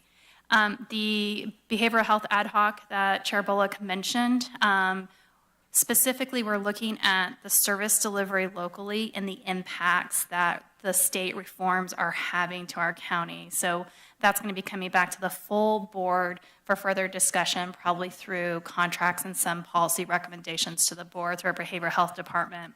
the same as the housing ad hoc with Chair Bullock and Supervisor Swalthout.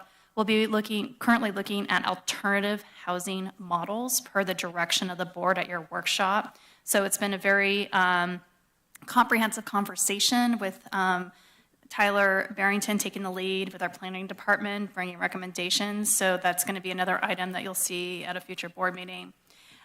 The North Star Utility District, appreciate Chair Bullock's leadership of bringing that together. This was a joint meeting with our Grass Valley city officials. They attended the meeting up in Truckee to look at the biomass facility as a model. I appreciate Councilman Ivy, who has reached out to the county to look at how can we coordinate a joint biomass facility in Western County.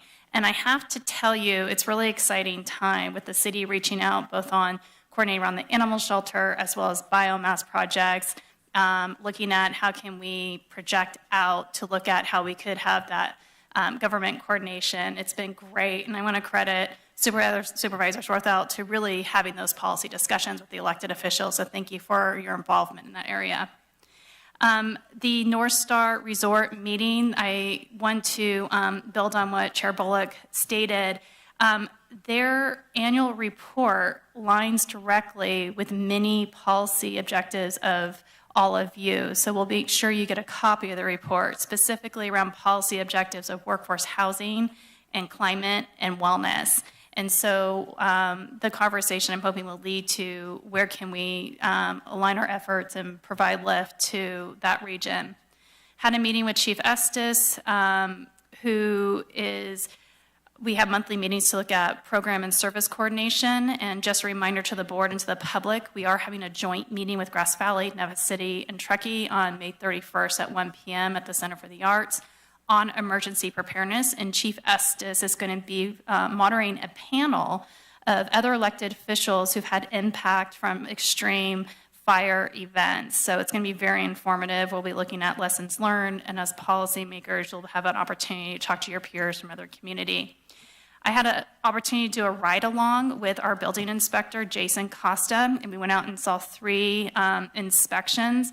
I am so impressed with our staff in terms of the professionalism, knowledge, problem solving of working with both contractors and residents.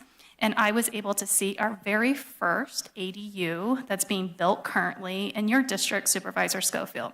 So maybe upon completion, we could take you out there and you could see how the plans you all approved and how that has translated in terms of a dwelling where his mother-in-law is going to be moving in. So very neat to see that being completed. When you go outside to the parking lot, you'll see expansion of our county garden, and that is all volunteer driven. So if you have an opportunity, go say thank you. They presented as a plan this week in terms of their expansion ideas as well as planting fruit trees. So really appreciative to Greg Zoller and the volunteers who go out there every Tuesday and put in many hours. When I was here this weekend, Greg was actually out there working all weekend as well. Neeson on follow-up, thank you Supervisor Hall and Hook for your meeting. And so they are meeting with CDA to look at the barriers. And then we're also continuing to provide staff support with the Palestine community conversation with both Supervisor Hall and Bullock. So thank you. Thanks for the update, Allison. Mr. Thorsby, over to you. Thank you so much, Honorable Chair, honorable members of the board. Jeffrey Thorsby, your Chief of Staff. Excited. Don't have a couple of updates I'd like to provide. Last week attended the Woodpecker Ravine Phase 1 project kickoff from your over in Chicago Park. That was led by your OES staff. So really well attended. About 200 plus community members were there, and a lot of good questions and a lot of support for the project.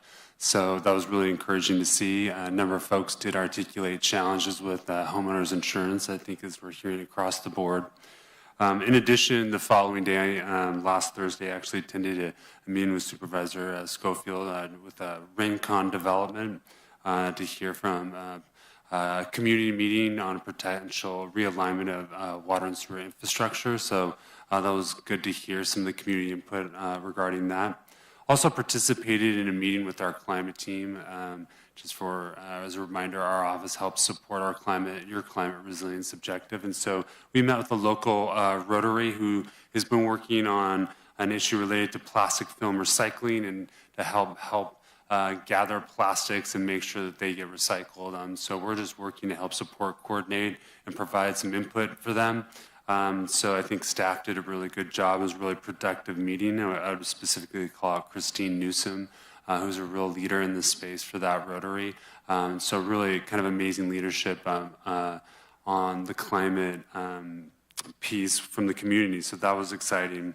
Also exciting, we also submitted for Civic Spark Fellowship 2 weeks ago. So we're excited about that. And related to climate, you'll see on your screen on your dais, I just wanted to call out as an announcement, we have Earth Festival. This will be in Nevada City. This is for April 21st. You have a number of your departments who will be participating in that. We're excited to do that, and your Civic Spark Fellows actually helping coordinate a lot of that work. We'll be out there from 11 to 5 p.m. We'll probably be providing your board with a memo in short time. Obviously, this will be 2 days before your next meeting, so I wanted to highlight this. And also, since we are on the air, just invite members of the public to come out to downtown Nevada City again on April 21st from 11 a.m. to 5 p.m. To check out a number of things that the community is offering in celebration of Earth Day, including folks from the county who can answer questions on a number of topics. I would also articulate, we had a meeting briefly with the superintendent of schools in the Washoe tribe, focused on local tribal curriculum program. We're simply helping to support the superintendent of schools in our tribal communities in looking at that. And so right now the group, there's a smaller group who's kind of working on kind of solidifying what their vision and kind of the core set of values are for that. So we're excited to be supporting our tribal partners in that piece. Also participate in a call. Jeff, quick question. Nisanon are included in that. That is correct. Yeah. Yep.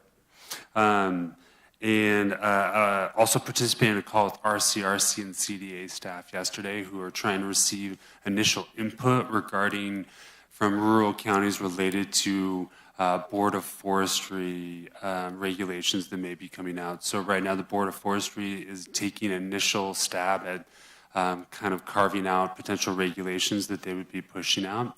I think actually today RCRC is participating in conversations with that. So we're providing kind of initial early feedback to them, and we're going to stay linked up, or your CDA department staying linked up with them in those early policy discussions. The concept is if we can get input in early, that lessens our work on the advocacy front down the road. Making sure that they're well aware of. So I think those conversations are happening, so we're excited, and I just want to call out Supervisor Hook and your leadership in RCRC, and of course Supervisor Hall with CSAC and NACO. They'll be involved in those pieces. Had several meetings with some of your constituents. Of course, we help. Our office supports constituent services coordinating. And then I would say we had a great meeting with the CEO's office and our team related, we're referring to as the Legislative Advocacy Work Group, and trying to just further structure and build out how we engage in a coordinated, productive, and efficient manner to advocate for your policies, and they're outlining your legislative platform and other mechanisms. I will just give a quick component. One aspect is for Senate Bill 1120. This is being supported in strong measure by your Veterans Service Officer. That's actually in committee as we speak right now. So they're hearing that committee. That would help veterans related to fraud efforts, and so we're working on that. Also, Assembly Bill 2902.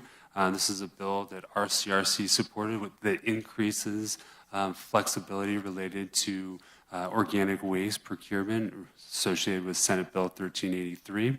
And this particularly has an impact regarding flexibility related to bears in rural communities. And so you can imagine in the high Sierras, that's a major component that we are focused on. So excited to be supporting RCRC in that. And then another one was Senate Bill 1479, and its companion bill in the Assembly was Assembly Bill 2635, which is to promote agrotourism. And so working with your Agriculture Commissioner in supporting that efforts that could help liability associated for our farmers when engaged in agritourism activities. And then, of course, following up with Secretary Crowfoot, Supervisor Bullock, you mentioned your meeting with Supervisor Hall and Secretary Crowfoot a couple weeks ago, so we're doing some follow-up with his office, so we're excited to do that. And then, of course, I think, working and supporting your office and Supervisor Hall, your leadership related to issues of wildfire insurance. As you know, we just received a report yesterday that I believe State Farm is pulling out a number of policies, maybe a total of approximately about 1,000 from Nevada County alone. So, continue to work on that. Pleased to be here, and thank you. I just want to jump in there, Jeffrey. I neglected to thank you for representing me at the Woodpecker Ravine meeting. I was not here. I was really sad to miss it, but I heard you did a fantastic job representing, and I'm pleased that there was such a great attendance at that. And then I want to just give a shout out. Thank you for raising the Earth Fest in Nevada City coming up. We did go, my husband and I went last year and ended up spending hours there. There were so many, it's a really robust festival now. It's really grown over the years, really interesting stuff there. So I want to recommend folks attend that as well. Thank you, Jeffrey. Thank you, everybody. Seeing no other additional items on our agenda, I will go ahead and adjourn this meeting.